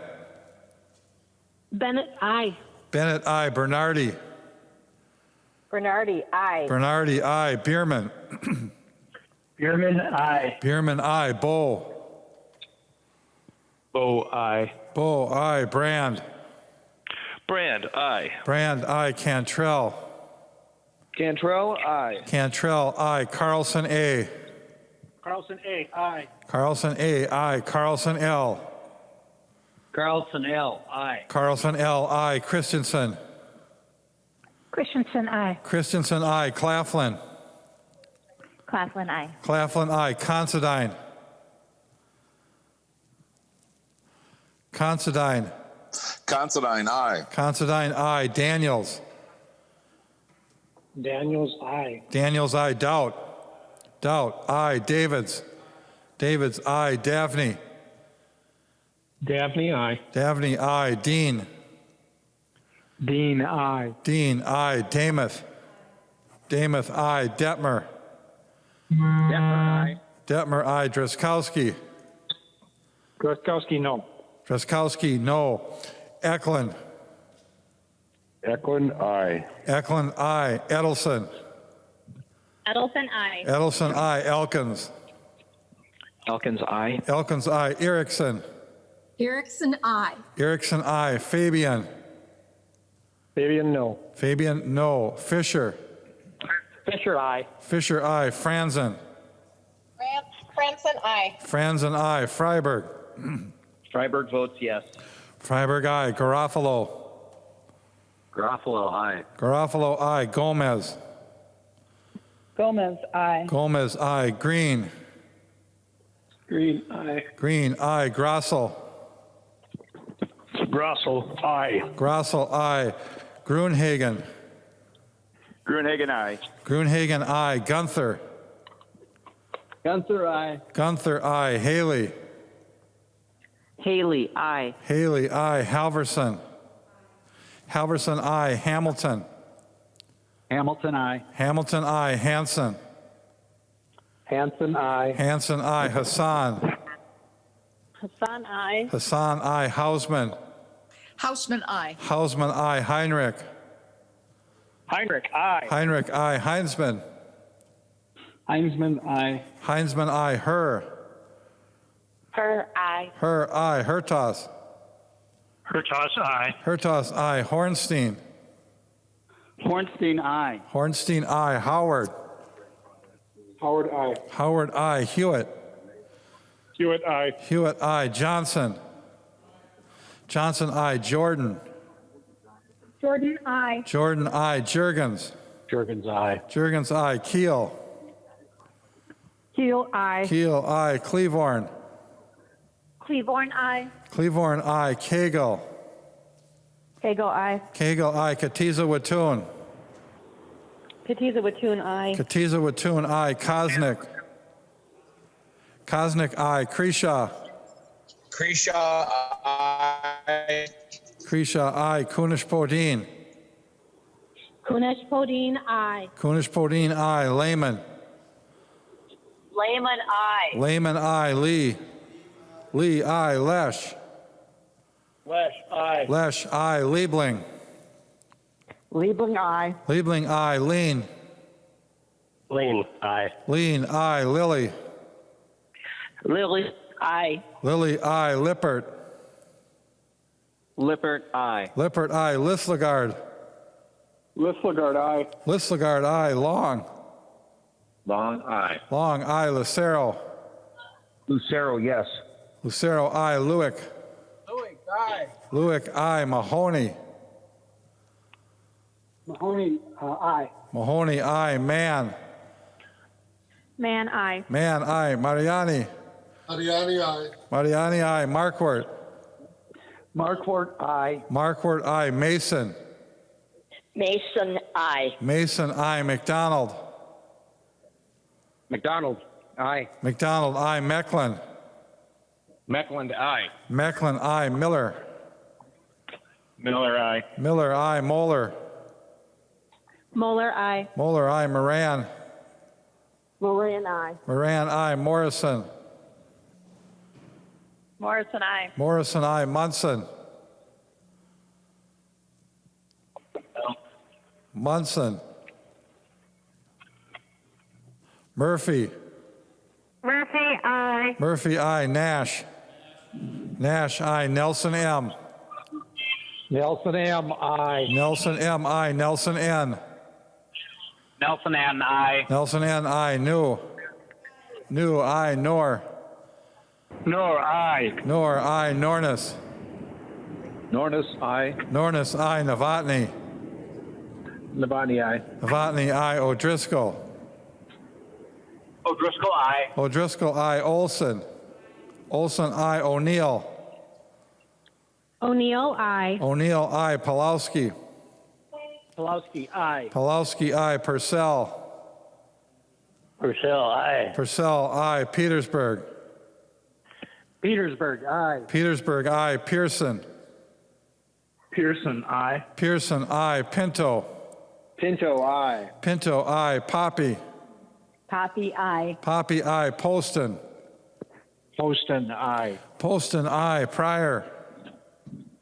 Pryor, aye. Pryor, aye. Quam. Quam, aye. Quam, aye. Richardson. Richardson, aye. Richardson, aye. Robbins. Aye. Robbins, aye. Runbeck. Runbeck, aye. Runbeck, aye. Sandell. Sandell. Sandell, aye. Sandell, aye. Sandsted. Sandsted, aye. Sandsted, aye. Sauk. Sauk, aye. Sauk, aye. Schumacher. Schumacher, aye. Schumacher, aye. Schultz. Schultz, aye. Schultz, aye. Scott. Scott, aye. Scott, aye. Stevenson. Stevenson, aye. Stevenson, aye. Sundin. Sundin, aye. Sundin, aye. Swazinski. Swazinski, aye. Swazinski, aye. Tapke. Tabke, aye. Tabke, aye. Tice. Tice, aye. Tice, aye. Torkelson. Torkelson, aye. Torkelson, aye. Erdahl. Erdahl, aye. Vang. Vang, aye. Vang, aye. Vogel. Vogel, aye. Vogel, aye. Wagenius. Wagenius, aye. Wagenius, aye. Waslowick. Waslowick, aye. Waslowick, aye. West. West, aye. West, aye. Winkler. Winkler, aye. Walgamot. Wolgamott, aye. Walgamot, aye. Zhang Jie. Sean J, aye. Zhang Jie, aye. Zhang Ti. John T, aye. Zhang Ti, aye. Joachim. Joachim, aye. Joachim, aye. Speaker Hortman. Speaker Hortman, aye. Munson. Munson.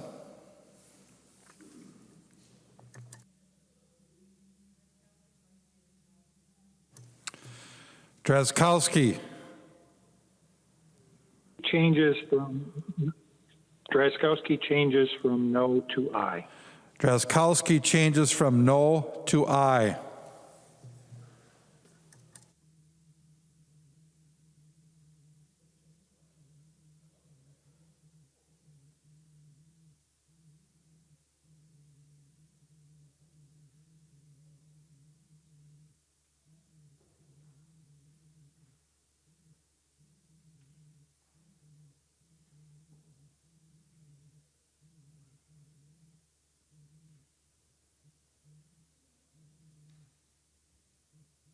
There being 131 ayes and 2 nays, the bill is passed as amended to this by the Senate and its title agreed to.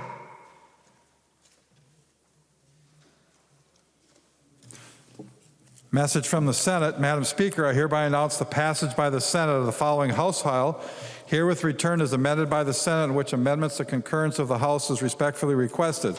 House file number 4490, an act relating to agriculture. The message is signed Cal R. Ludeman, Secretary of the Senate. Poppe moves that the House concur in the Senate amendments to House file number 4490 and that the bill be repassed as amended by the Senate. Representative Poppe, on your motion to concur with the Senate amendments to House File 4490. Yes, Madam Speaker and members, I do wish to concur. The Senate did a couple of things that we are in agreement with. One of those was to reformat the language so it very clearly states that the spending will come from federal dollars. That was our intention, and that was in our bill as it left the House. But the Minnesota Management and Budget asked for clarifying language to be more specific to that. So our nonpartisan staff was able to prepare that, and both the House and Senate agree that was and is our intent, and so the language is tighter. We also, the funding for the veterinary diagnostic lab is a little less prescriptive. The intent remains that the funding will come out of the agreed money that gets sent to the University of Minnesota, but out of that, they'd be able to determine how they would fund the vet diagnostic lab. And then the remaining item was $200,000 that we designated for farmers and producers whose businesses were impacted by COVID-19. That language was different from what the Senate wanted the language to be, so we actually split the difference. The Senate wants to spend the amount for meat processors, and so the language now reads that $100,000 will be spent for meat processors and $100,000 will be spent for the farmers and producers. And also with that language, it does allow MDA to move funds between the two, so whatever the greater need might be, that can be met. So those were the changes. We are in agreement to those changes, and I would support the concurrence and ask for a yes vote. Any discussion on the motion to concur? Seeing none, all those in favor, please say aye. Those opposed, please say no. The motion prevails. The clerk will give the bill its third reading as amended by the Senate. Third reading, House file number 4490, as amended by the Senate. Third reading. Discussion to the bill.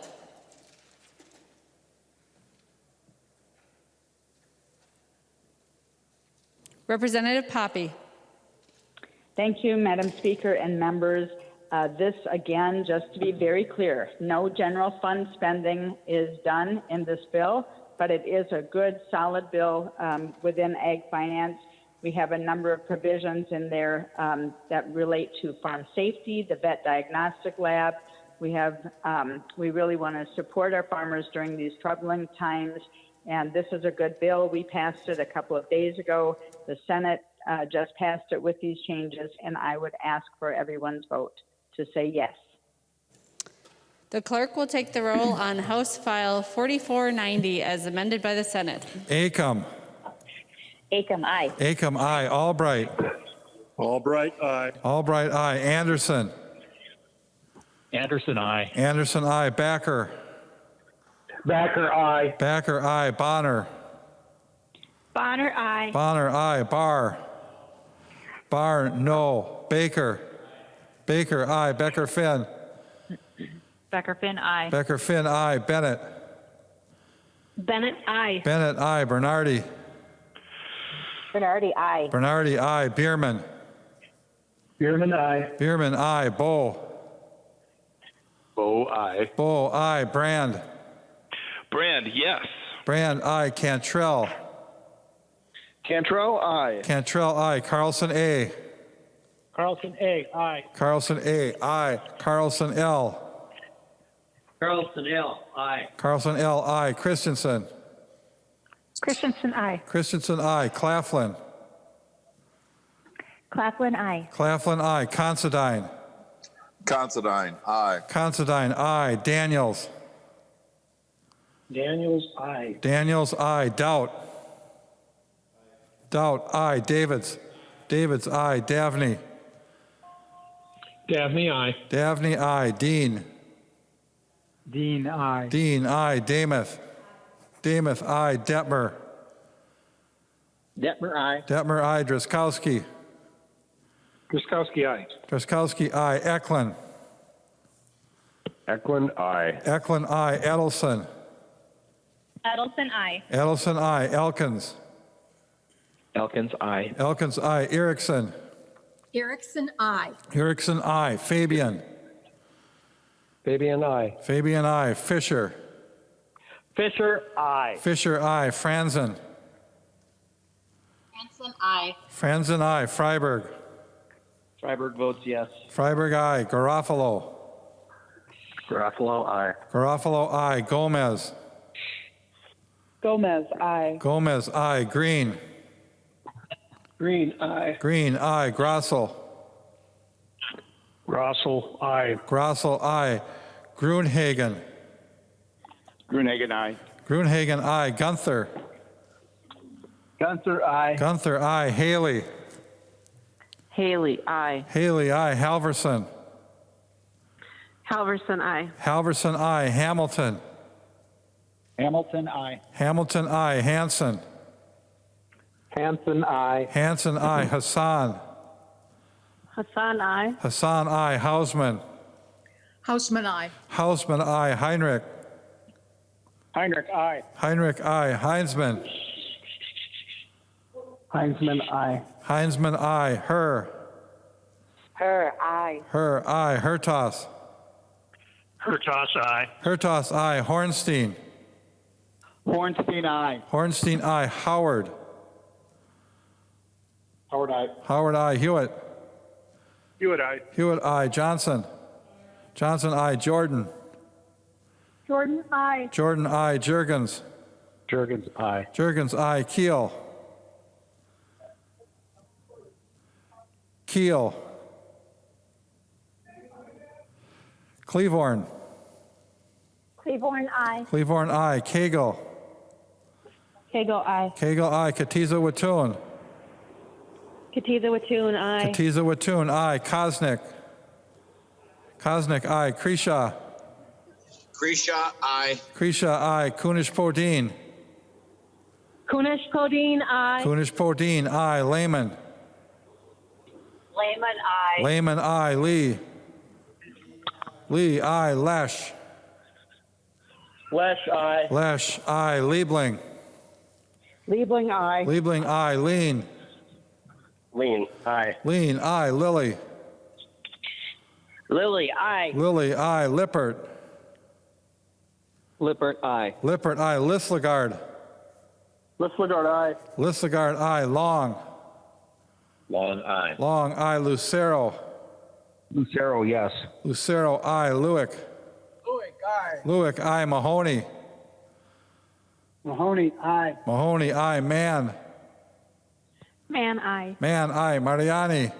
Mariani, aye. Mariani, aye. Markwart. Markwart, aye. Markwart, aye. Mason. Mason, aye. Mason, aye. McDonald. McDonald, aye. McDonald, aye. Mecklen. Meckland, aye. Mecklen, aye. Miller. Miller, aye. Miller, aye. Moeller. Moeller, aye. Moeller, aye. Moran.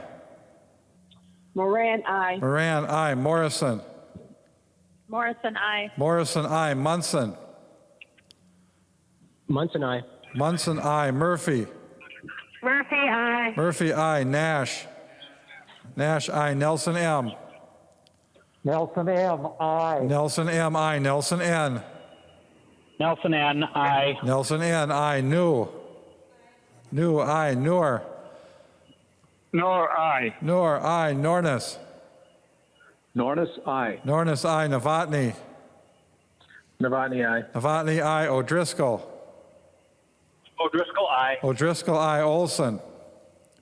Olson, aye. Olson, aye. O'Neill. O'Neill, aye. O'Neill, aye. Pulowski. Pulowski, aye. Pulowski, aye. Purcell. Purcell, aye. Purcell, aye. Petersburg. Petersburg, aye. Petersburg, aye. Pearson. Pearson, aye. Pearson, aye. Pinto.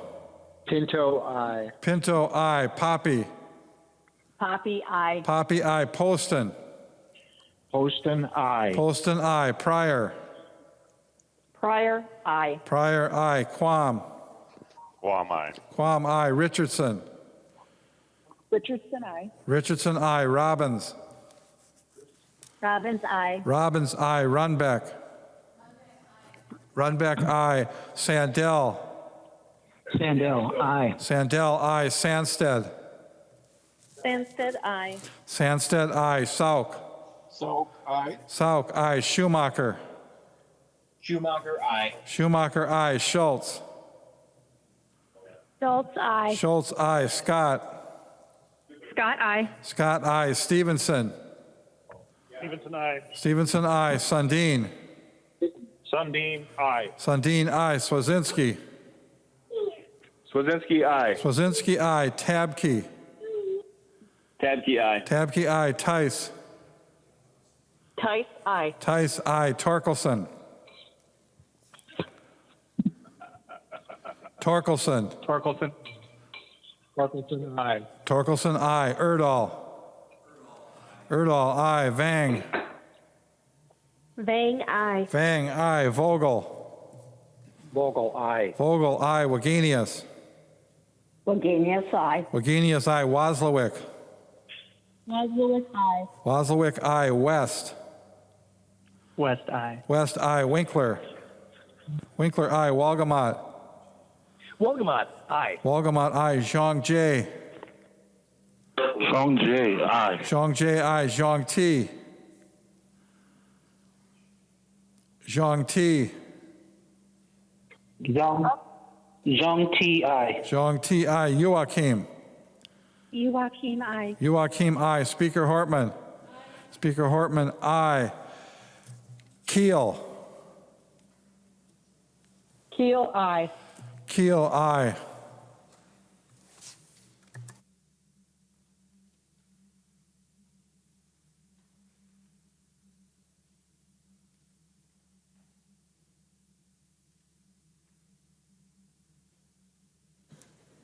There being 133 ayes and 1 nay, the bill is repassed as amended by the Senate and its title agreed to. Representative Winkler, do you have a motion? Representative Winkler. Madam Speaker, I move that Senate File 3560 be taken from the table. Representative Winkler moves that Senate File 3560 be taken from the table. All those in favor, please say aye. Those opposed, please say no. The motion prevails.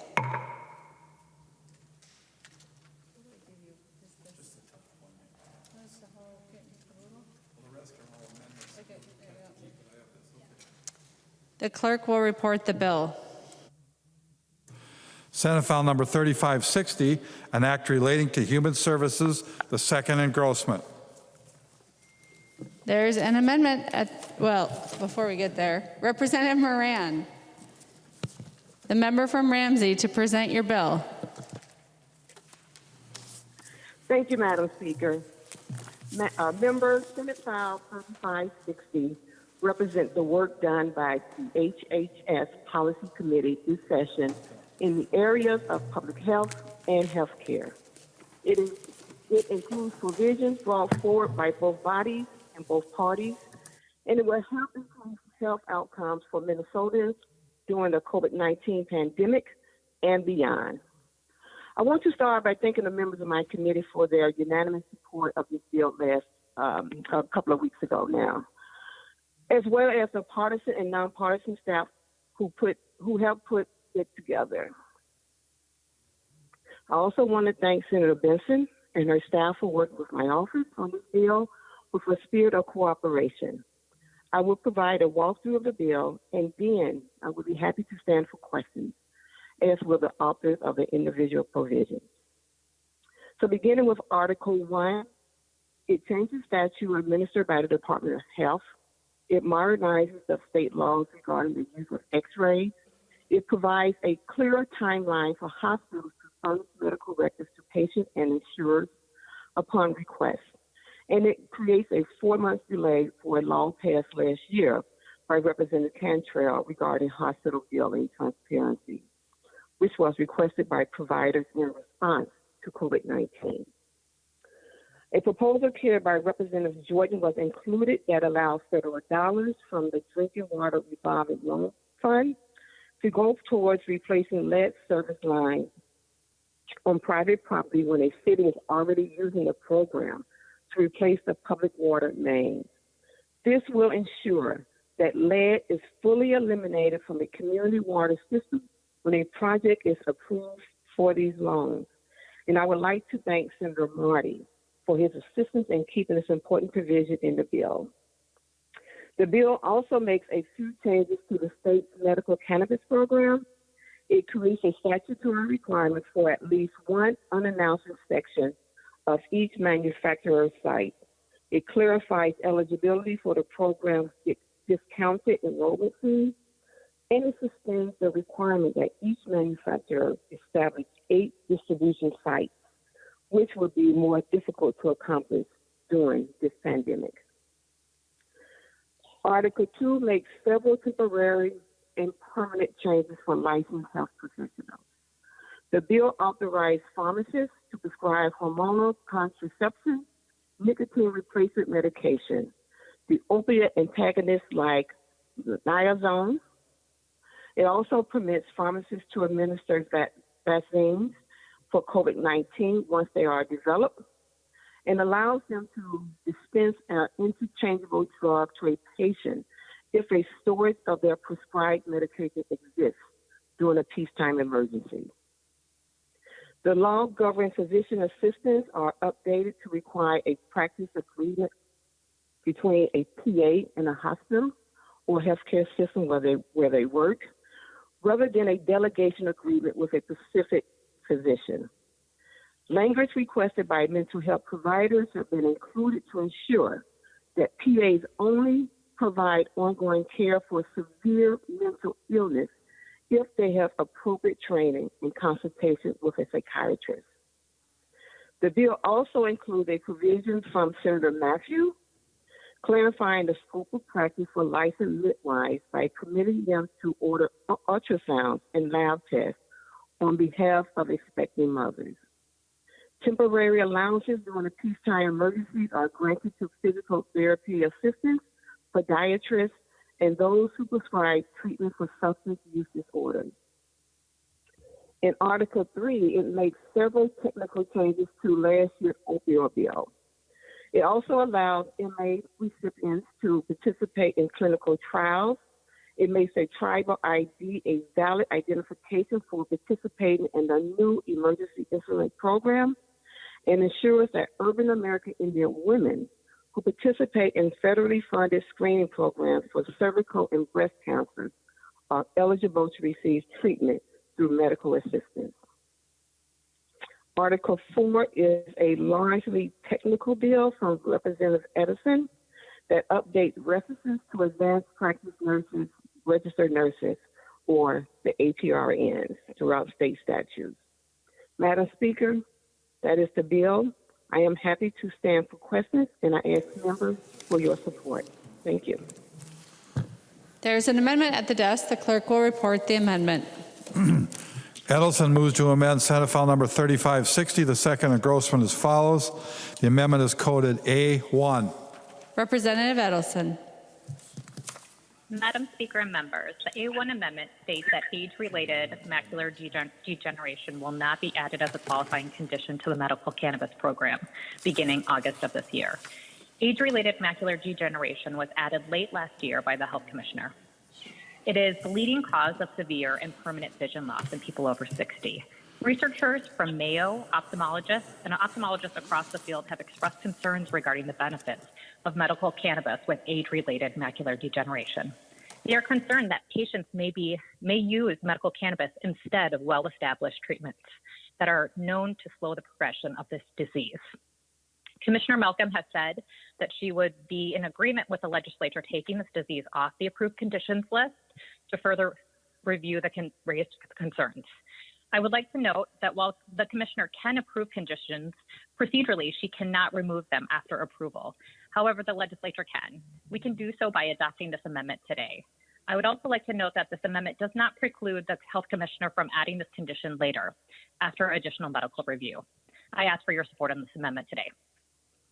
There's an amendment to the amendment. The clerk will report the amendment to the amendment.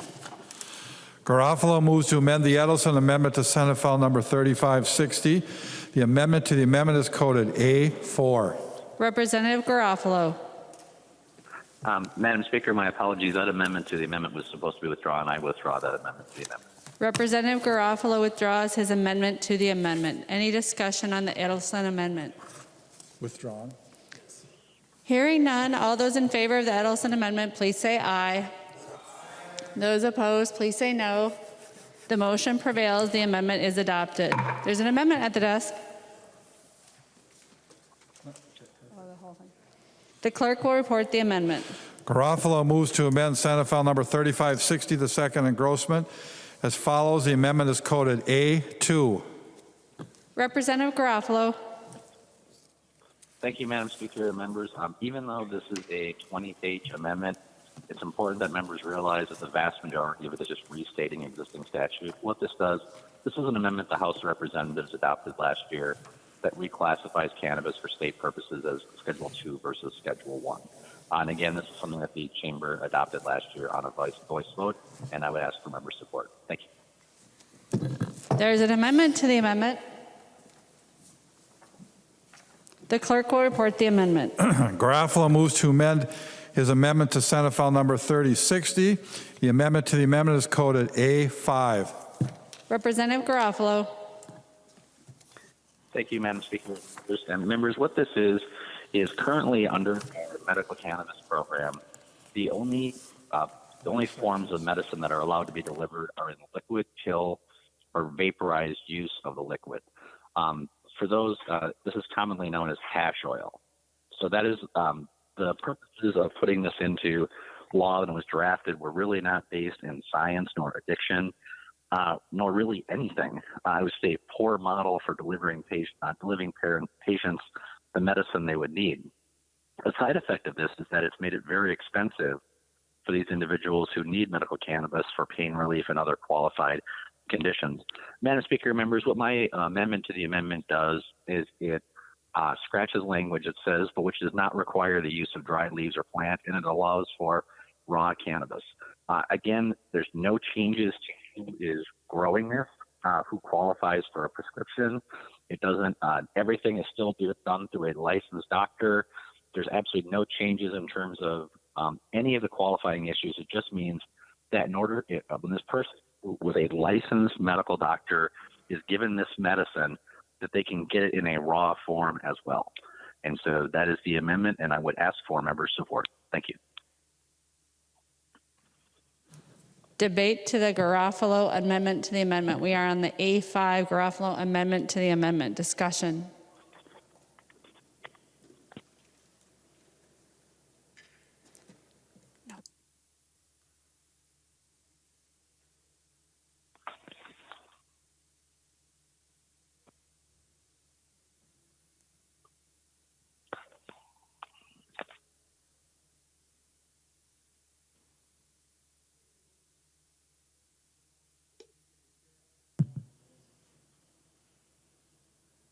Representative Winkler. Madam Speaker, I urge adoption of the Garofalo amendment to the amendment. Seeing no further discussion of the Garofalo amendment to the amendment, all those in favor, please say aye. Aye. Those opposed, say no. The motion prevails. The amendment is adopted. There's another amendment to the amendment, I think. But isn't there another one? Howard moves to amend the Garofalo amendment to Senate File Number 3560. The amendment to the amendment is coded A3.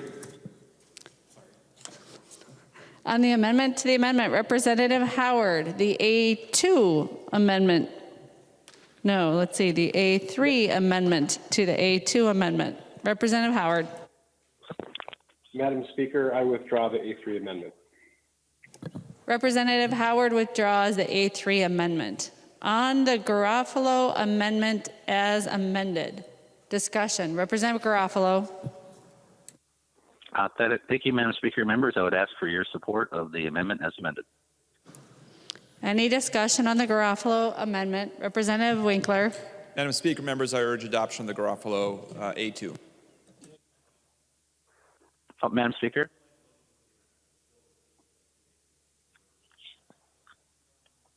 Madam Speaker.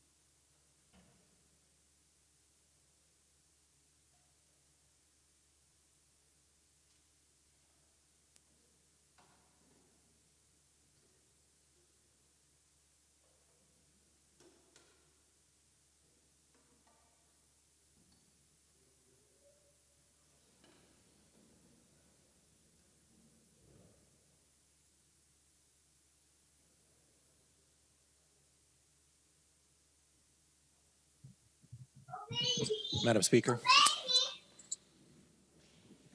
Representative Dowd. Thank you, Madam Speaker. I'd like to offer the A3 amendment to the A2 amendment, and I request a roll call. Representative Dowd would like to offer the A3 amendment to the A2 amendment, and he would like a roll call.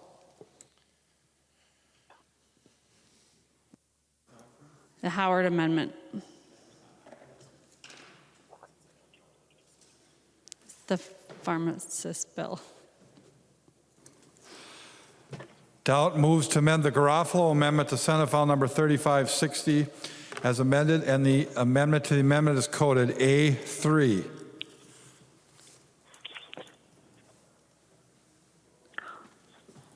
Representative Dowd, do you want Representative Howard to explain your amendment? Sure. Representative Howard, would you like to explain what the A3 amendment does?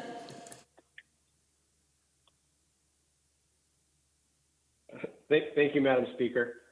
The A3 amendment is largely the contents of a bill that comes to us from the Board of Pharmacy that reschedules a handful of drugs, fentanyl analogs, and opioids that are dangerous, and would reschedule them as such.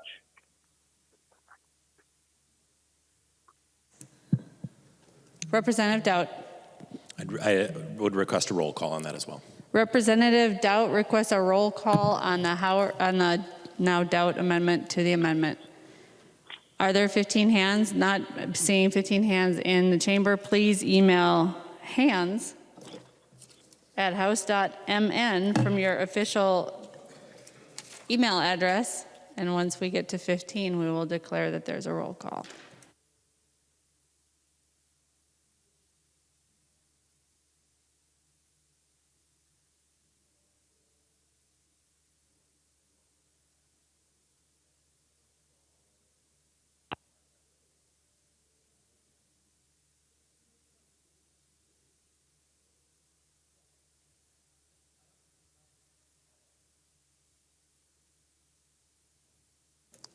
There being 15 hands, there will be a roll call. Discussion to the amendment.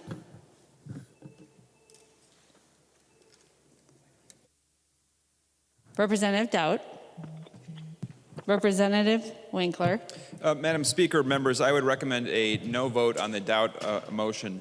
We have effectively a very good bill from Representative Howard that is a bipartisan bill that does several important things, which we are committed to passing, and the Senate agrees with it. That bill, however, should find a different path, because the Howard Amendment as drafted not only adds the language that Representative Howard described to the bill, it also eliminates the provisions related to use of raw cannabis in the cannabis program. So if we adopted the doubt amendment, we would be essentially eliminating the rescheduling provisions and the use of raw cannabis provisions that we've already adopted on the Garofalo amendment. So while the underlying substance of the doubt amendment is good, and we will want to work to pass it this year, putting it on this bill at this time does take out the language related to raw cannabis and rescheduling. And so members who supported the motion for the Garofalo amendment and the Garofalo amendment to the amendment would want to vote no on this one. Representative Garofalo. Thank you, Madam Speaker and members. And I rise in the most awkward of situations to tell members to agree with Representative Winkler on this one and disagree with Representative Dowd on this one. Strangely enough, even a broken clock is right twice a day, and Representative Winkler is correct on this one. So this would negate the support of the amendment to the amendment that we just adopted, and I would ask members to vote no on it. Thank you. Representative Dowd. Thank you, Madam Speaker and members. Representative Garofalo will speak later. Representative Winkler is right. If you want to have pot rescheduled, and if you want to have leaf marijuana used as for medicinal purposes here in Minnesota, you'll want to vote against this. If you do not want leaf marijuana used for medicinal purposes and all of the problems that will go along with that, you should vote in favor of this amendment. So please vote yes. Any further discussion? Roll call having been requested, the clerk will take the roll on the doubt amendment to the Garofalo amendment. Acom. No. Acom, no. Acom, no. Albright. Albright, no. Albright, no. Anderson. Anderson, aye. Anderson, aye. Backer. Backer, aye. Backer, aye. Bonner. Bonner, no. Bonner, no. Barr. Barr, no. Baker. Baker, aye. Becker, Finn. Becker Finn, no. Becker, Finn, no. Bennett. Bennett, no. Bennett, no. Bernardy. Bernardy, no. Bernardy, no. Bierman. Bierman, no. Bierman, no. Bull.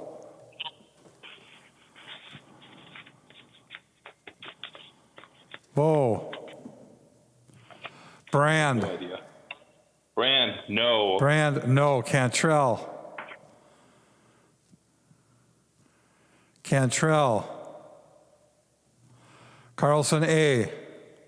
Carlson A, no. Carlson A, no. Carlson L. Carlson L, no. Carlson L, no. Christensen. Christensen, no. Christensen, no. Claflin. Claflin, no. Claflin, no. Considine. Considine, no. Considine, no. Daniels. Daniels. Daniels, yes. Daniels, aye. Doubt. Doubt, aye. Davids. Davids, aye. Davney. Dabney, no. Davney, no. Dean. Dean, no. Dean, no. Damath. Damath, aye. Detmer. Detmer, aye. Detmer, aye. Drazkowski. Witkowski, aye. Drazkowski, aye. Eklund. Eklund, no. Eklund, no. Edelson. Edelson, no. Edelson, no. Elkins. Elkins, no. Elkins, no. Erickson. Erickson, I. Erickson, aye. Fabian. Fabian, aye. Fabian, aye. Fisher. Fisher, no. Fisher, no. Franzen. Franson, aye. Franzen, aye. Freiberg. Freiberg votes no. Freiberg, no. Garofalo. Garofalo, no. Garofalo, no. Gomez. Gomez, no. Gomez, no. Green. Green, aye. Green, aye. Grossel. Grossel, aye. Grossel, aye. Grunhagen. Grunehagen, aye. Grunhagen, aye. Gunther. Gunther, aye. Gunther, aye. Haley. Haley, aye. Haley, aye. Halverson. Halverson, no. Halverson, no. Hamilton. Hamilton, no. Hamilton, no. Hanson. Hanson, no. Hanson, no. Hassan. Hassan, no. Hassan, no. Hausman. Hausman, no. Hausman, no. Heinrich. Heinrich, aye. Heinrich, aye. Heinzman.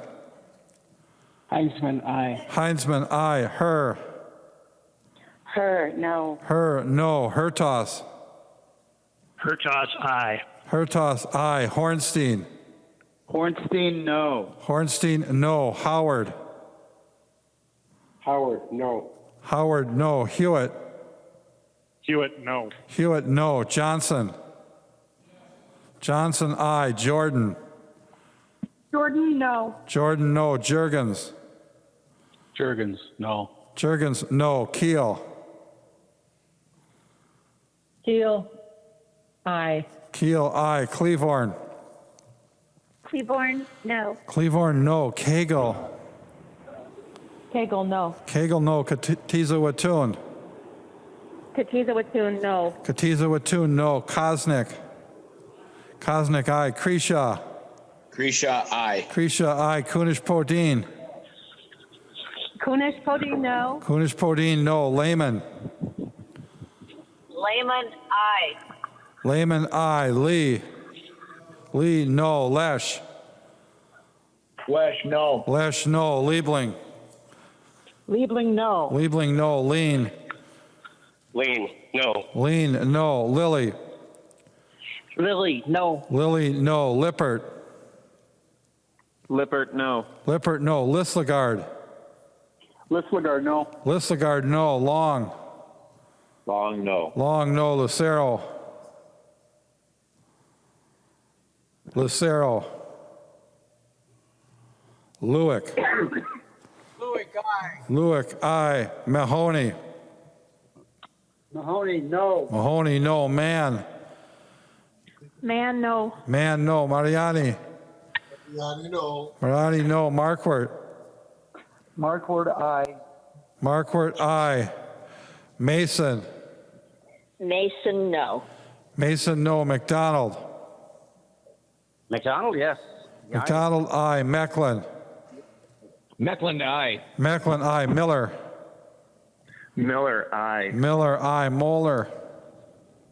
Moeller, no. Moeller, no. Moran. Moran, no. Moran, no. Morrison. Morrison, no. Morrison, no. Munson. Munson, pass. Munson, pass. Murphy. Murphy, no. Murphy, no. Nash. Nash, aye. Nelson, M. Nelson, M, no. Nelson, M, no. Nelson, N. Nelson, N, aye. Nelson, N, aye. New. New, aye. Nor. Nor, aye. Nor, aye. Nornis. Nornis, aye. Nornis, aye. Novotny. Novotny, aye. Novotny, aye. O'Driscoll. O'Driscoll, aye. O'Driscoll, aye. Olson. Olson, no. Olson, no. O'Neill. O'Neill, aye. O'Neill, aye. Pulowski. Pulowski, no. Pulowski, no. Purcell. Purcell, no. Purcell, no. Petersburg. Petersburg, aye. Petersburg, aye. Pearson. Pearson, aye. Pearson, aye. Pinto. Pinto, no. Pinto, no. Poppe.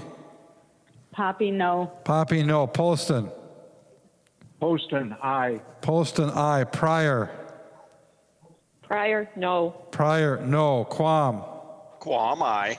Quam, aye. Richardson. Richardson. Richardson, no. Richardson, no. Robbins. Robbins, aye. Robbins, aye. Runbeck. Runbeck. Runbeck, aye. Sandell. Sandell, no. Sandell, no. Sandsted. Sandsted, no. Sandsted, no. Sauk. No. Sauk, no. Schumacher. Schumacher, aye. Schumacher, aye. Schultz. Schultz, no. Schultz, no. Scott. Scott, aye. Scott, aye. Stevenson. Stevenson, no. Stevenson, no. Sundin. Sundin, no. Sundin, no. Swazinski. Swazinski, aye. Swazinski, aye. Tabke. Tabke, no. Tabke, no. Tice.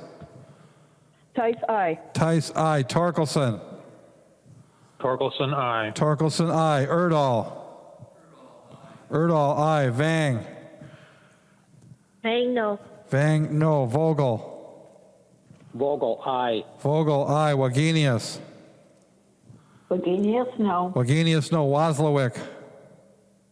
Wazowick, no. Wozlowick, no. West. West, no. West, no. Winkler.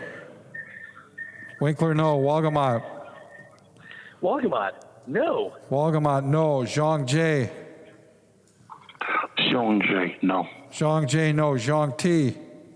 John T, no. Zhang T, no. Joachim. Joachim, no. Joachim, no. Speaker Hartman. Speaker Hartman, no. Bo. Aye. Bo, aye. Cantrell. Cantrell. Cantrell, no. Cantrell, no. Lucero. Lucero, yes. Lucero, aye. Munson. Aye. Munson. Munson, aye. Munson, aye. Noor. No, Noor. no changes from aye to no. Noor changes from aye to no.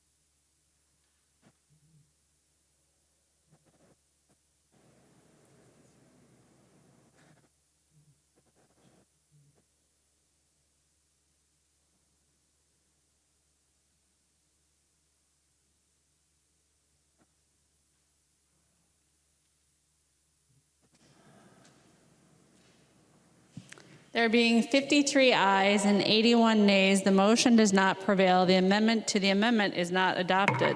We are on the underlying Garofalo amendment. Discussion. Representative Doubt. Thank you, Madam Speaker. I would ask members to vote against this amendment, and I would request a roll call. Representative Doubt requests a roll call, and there are 15 hands, so there will be a roll call. Discussion to the Garofalo amendment as amended. Representative Winkler. Madam Speaker, I join Representative Garofalo in urging a yes vote. Representative Garofalo. Yeah, I've talked too much today.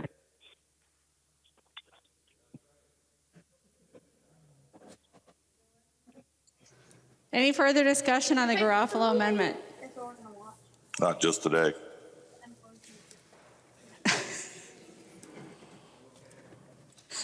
Hearing no further discussion to the Garofalo amendment, the clerk will take the roll. Acom. Acom, aye. Acom, aye. Albright. Albright. Anderson. Anderson, no. Anderson, no. Backer. Backer, no. Backer, no. Bonner. Bonner, aye. Bonner. I didn't get that. Bonner, aye. Bonner, aye. Barr. Barr, aye. Baker. Baker, no. Becker, Finn. Becker, Finn, aye. Becker, Finn, aye. Bennett. Bennett, aye. Bennett, aye. Bernardy. Bernardy, aye. Bernardy, aye. Bierman. Bierman, aye. Bierman, aye. Bow. Bo, no. Bow, no. Brand. Brand, aye. Brand, aye. Cantrell. Cantrell, aye. Cantrell, aye. Carlson, A. Carlson, A, aye. Carlson, A, aye. Carlson, L. Carlson, L, aye. Carlson, L, aye. Christensen. Christensen, aye. Christensen, aye. Claflin. Claflin. aye. Claflin. Claflin, aye. Claflin, aye. Considine. Considine, aye. Considine, aye. Daniels. Daniels, no. Daniels, no. Doubt. Doubt, no. Davids. Davids, no. Davney. Pass. Davney, pass. Dean. Dean, aye. Dean, aye. Damath. Damath, no. Detmer. Detmer, no. Detmer, no. Driscowski. Ruskowski, no. Driscowski, no. Eklund. Eklund, aye. Eklund, aye. Edelson. Edelson, aye. Edelson, aye. Elkins. Elkins, aye. Elkins, aye. Erickson. Erickson, no. Erickson, no. Fabian. Fabian, no. Fabian, no. Fisher. Fisher, aye. Fisher, aye. Franzen. Franzen. Branson, no. Franzen, no. Freiberg. Freiberg votes yes. Freiberg, aye. Garofalo.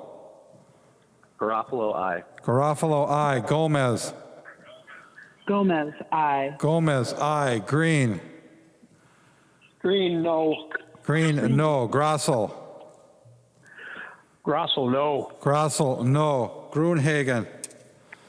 Grunehagen, no. Grunhagen, no. Gunther. Gunther, no. Gunther, no. Haley. Haley, no. Haley, no. Halverson. Halverson, aye. Halverson, aye. Hamilton. Hamilton, aye. Hamilton, aye. Hanson. Hanson, aye. Hanson, aye. Hassan. Hassan, aye. Hassan, aye. Hausman. Hausman, aye. Hausman, aye. Heinrich. Heinrich, no. Heinrich, no. Heinzman. Heinzman, no. Heinzman, no. Her. Her, aye. Her, aye. Hertos. Hertas, no. Hertas, no. Hornstein. Hornstein, aye. Hornstein, aye. Howard. Howard, yes. Howard, aye. Hewitt. Hewitt, yes. Hewitt, aye. Johnson. Johnson, no. Jordan. Jordan, yes. Jordan, aye. Jurgens. Jurgens, aye. Jurgens, aye. Keel. Keel, no. Keel, no. Cleavorn. Seaborn, aye. Cleavorn, aye. Cagle. Kegel, aye. Cagle, aye. Katiza Wattoon. Katiza Wattoon, aye. Katiza Wattoon, aye. Kosnick. Kosnick, no. Kreshaw. Kreshaw, no. Kreshaw, no. Kunish Podine. Kunish Podine, aye. Kunish Podine, aye. Lehman. Lehman, no. Lehman, no. Lee. Lee, aye. Lesh. Lesh. Lesh, no. Lesh, no. Liebling. Liebling, aye. Liebling, aye. Lean. Lean, aye. Lean, aye. Lilly. Lily, aye. Lilly, aye. Lippert. Lippert, aye. Lippert, aye. Lislegard. Lislegard, aye. Lislegard, aye. Long. Long, aye. Long, aye. Lucero. Lucero, no. Lucero, no. Lewick. No. Lewick, no. Lewick, no. Mahoney. Mahoney, aye. Mahoney, aye. Mann. Man, aye. Mann, aye. Mariani. Mariani, aye. Mariani, aye. Markwart. Marquardt, no. Markwart, no. Mason. Mason, aye. Mason, aye. McDonald. McDonald, no. McDonald, no. Mecklin. Mecklin, nay. Mecklin, no. Miller. Miller, no. Miller, no. Moeller. Moeller, aye. Moeller, aye. Moran. Aye. Moran, aye. Moran, aye. Morrison.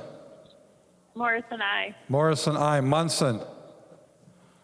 Munson, no. Munson, no. Murphy. Murphy, aye. Murphy, aye. Nash. Nash, no. Nelson, M. As much as it pains me, Nelson M. votes aye on the Garofalo amendment. Nelson, M. Aye. Nelson, N. Nelson M. no. Nelson, N. No. New. New, no. Nor. Nor, aye. Nor, aye. Nornis. Nornis, no. Nornis, no. Novotny. Novotny, no. Novotny, no. O'Driscoll. O'Driscoll, no. O'Driscoll, no. Olson. Olson, aye. Olson, aye. O'Neill. O'Neill, no. O'Neill, no. Pulowski. Pulowski, no. Pulowski, no. Purcell. Purcell, aye. Purcell, aye. Petersburg. Petersburg, no. Petersburg, no. Pearson. Pearson. Pearson, no. Pearson, no. Pinto. Pinto, aye. Pinto, aye. Poppe. Poppy, aye. Poppe, aye. Poston. Poston, no. Poston, no. Pryor. Pryor, aye. Pryor, aye. Quam. Guam, no. Quam, no. Richardson. Richardson, aye. Richardson, aye. Robbins. Robbins, no. Robbins, no. Runbeck. Runbeck, no. Sandell. Sandell, aye. Sandell, aye. Sandsted. Sandsted, aye. Sandsted, aye. Sauk. Sauk, aye. Sauk, aye. Schumacher. Schumacher. Schumacher, Schumacher. Schumacher, no. Schumacher, no. Schultz. Schultz, aye. Schultz, aye. Scott. Scott, no. Scott, no. Stevenson. Stevenson, aye. Stevenson, aye. Sundin.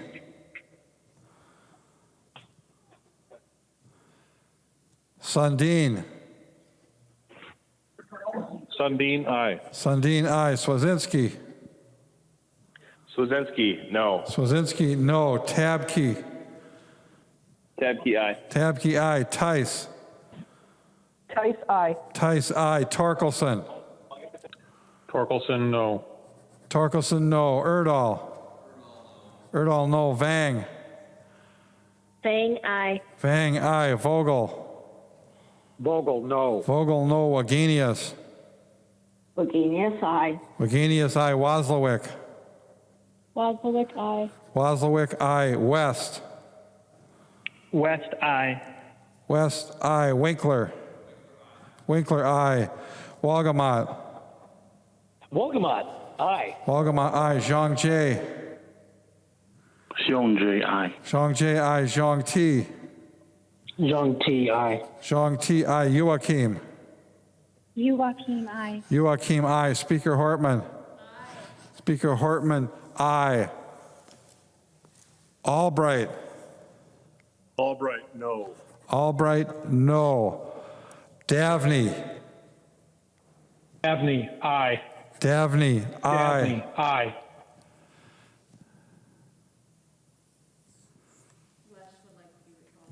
Lesh. No to aye. Lesh changes from no to aye.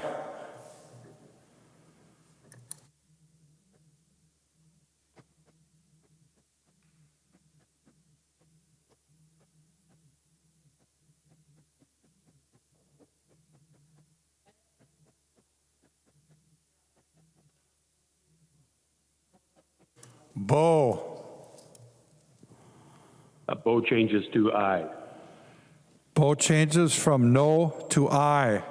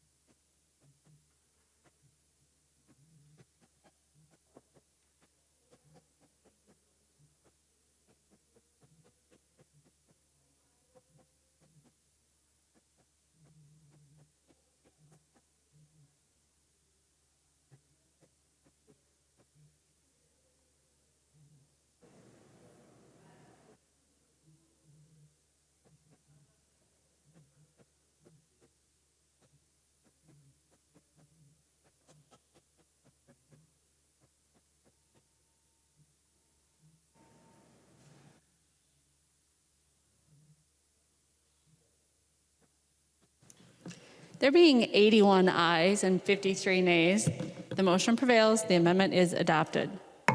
There are no further amendments at the desk. The clerk will give the bill its third reading.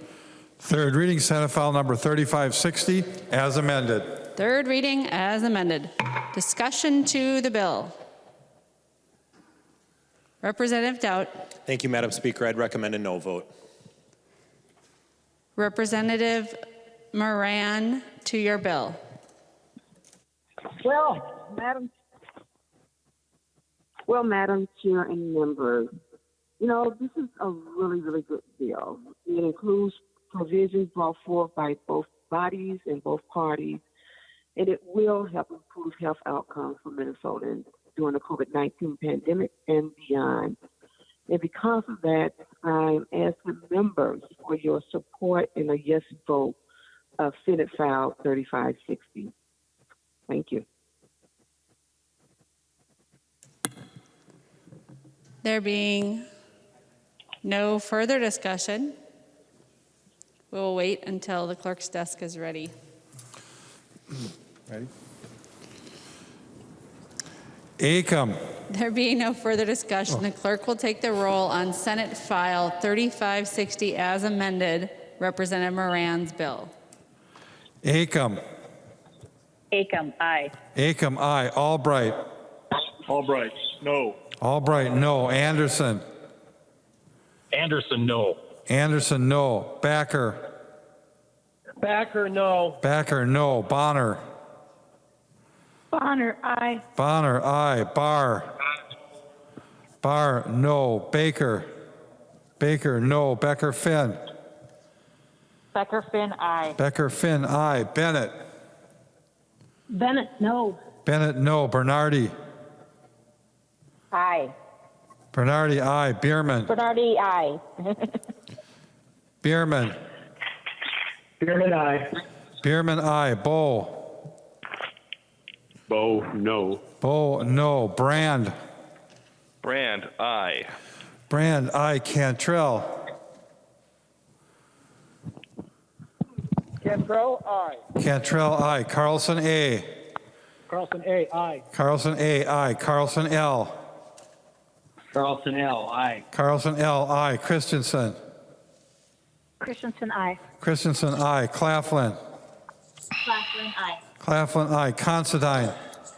Considine, aye. Considine, aye. Daniels. Daniels, no. Daniels, no. Doubt. Doubt, no. Davids. Davids, no. Davney.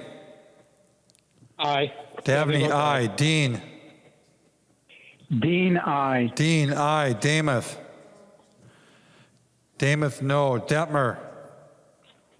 Detmer, no. Detmer, no. Drazkowski. Wiskowski, no. Drazkowski, no. Eklund. Eklund, aye. Eklund, aye. Edelson. Edelson, aye. Edelson, aye. Elkins. Elkins, aye. Elkins, aye. Erickson. Erickson, no. Erickson, no. Fabian. Fabian, no. Fabian, no. Fisher. Fisher, aye. Fisher, aye. Franzen.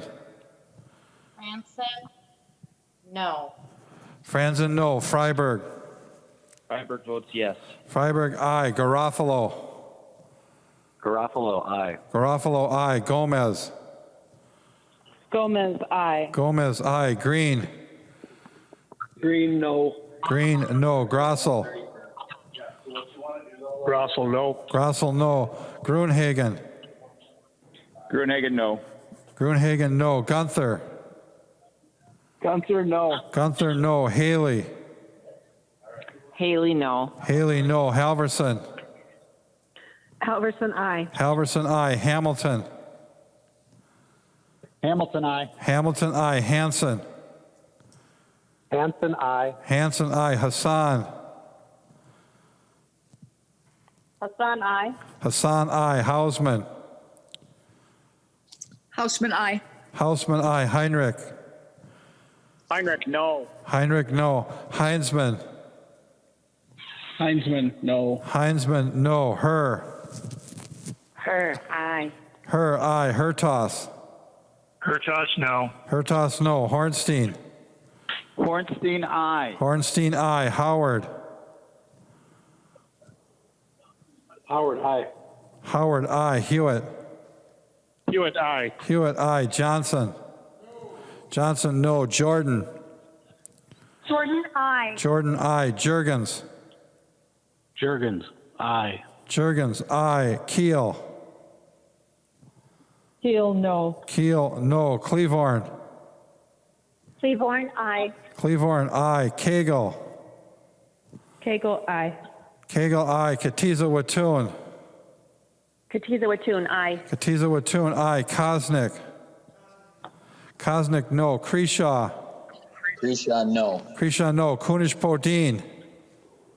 Kunish Podine, aye. Kunish Podine, aye. Lehman.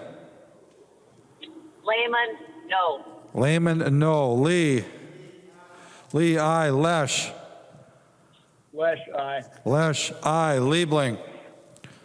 Liebling, aye. Liebling, aye. Lean. Lean, aye. Lean, aye. Lilly. Lily, aye. Lily, aye. Lippert. Lippert, aye. Lippert, aye. Listlegard. Listlegard, aye. Listlegard, aye. Long. Long, aye. Long, aye. Lucero. Lucero, no. Lucero, no. Lewick. Lewick, no. Lewick, no. Mahoney. Mahoney, aye. Mahoney, aye. Mann. Man, aye. Mann, aye. Mariani. Mariani, aye. Mariani, aye. Markwart. Markwart, aye. Markwart, aye. Mason. Mason, aye. Mason, aye. McDonald. McDonald, no. McDonald, no. Mecklin. Mecklin. Mecklen, no. Mecklin, no. Miller. Miller, no. Miller, no. Moeller. Moeller, aye. Moeller, aye. Moran. Moran, aye. Moran, aye. Morrison. Morrison, aye. Morrison, aye. Munson. Munson, no. Munson, no. Murphy. Murphy, aye. Murphy, aye. Nash. Nash, no. Nelson, M. Nelson M, aye. Nelson, M, aye. Nelson, N. Nelson N, no. Nelson, N, no. New. New, no. Nor. Nor, aye. Nor, aye. Nornis. Nornis, no. Nornis, no. Novotny. Novotny, no. Novotny, no. O'Driscoll. O'Driscoll, no. O'Driscoll, no. Olson. Olson, aye. Olson, aye. O'Neill. O'Neill, no. O'Neill, no. Pulowski. Pulowski, aye. Pulowski, aye. Purcell. Purcell, aye. Purcell, aye. Petersburg. Petersburg, no. Petersburg, no. Pearson. Pearson, no. Pearson, no. Pinto. Pinto, aye. Pinto, aye. Poppe. Poppe, aye. Poppe, aye. Poston. Poston, no. Poston, no. Pryor. Pryor, aye. Pryor, aye. Quam. Quam, no. Quam, no. Richardson. Richardson, aye. Richardson, aye. Robbins. Robbins, no. Robbins, no. Runbeck. Runbeck, no. Sandell. Sandell, aye. Sandell, aye. Sandsted. Sandsted, aye. Sandsted, aye. Sauk. Salk, aye. Sauk, aye. Schumacher. Schumacher, no. Schumacher, no. Schultz. Schultz, aye. Schultz, aye. Scott. Scott, no. Scott, no. Stevenson. Stevenson, aye. Stevenson, aye. Sundin. Sundin, aye. Sundin, aye. Swazinski. Buzinski, no. Swazinski, no. Tabke. Tabke, aye. Tabke, aye. Tice. Tice, aye. Tice, aye. Torkelson. Torkelson, no. Torkelson, no. Erdahl. Erdahl, no. Vang. Vang, aye. Vang, aye. Vogel. Vogel, no. Vogel, no. Wagenius. Wagenius, aye. Wagenius, aye. Wozlowick. Lewick, aye. Wozlowick, aye. West. West, aye. West, aye. Winkler. Winkler, aye. Walgamot. Wogelot, aye. Walgamot, aye. Zhang Jie. Zhang Jie, aye. Zhang Jie, aye. Zhang Ti. Young T, aye. Zhang Ti, aye. Joachim. Joachim, aye. Joachim, aye. Speaker Hortman. Speaker Hortman, aye.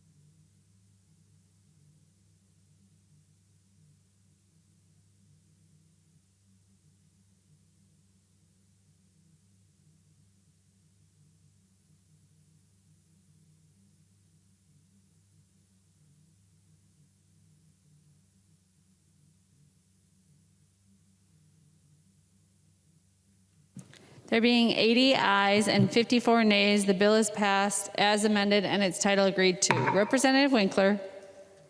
Madam Speaker, members, we are going to take a recess of approximately 2 hours. DFL members, we will caucus at 8:30, and we will come back and take up additional items on the calendar, and there's some motions in front of us as well. And members, I would expect that this could be a full evening yet ahead of us. Any discussion to the motion or announcements? All those in favor of the Winkler motion, please say aye. Those opposed, please say no. The motion prevails.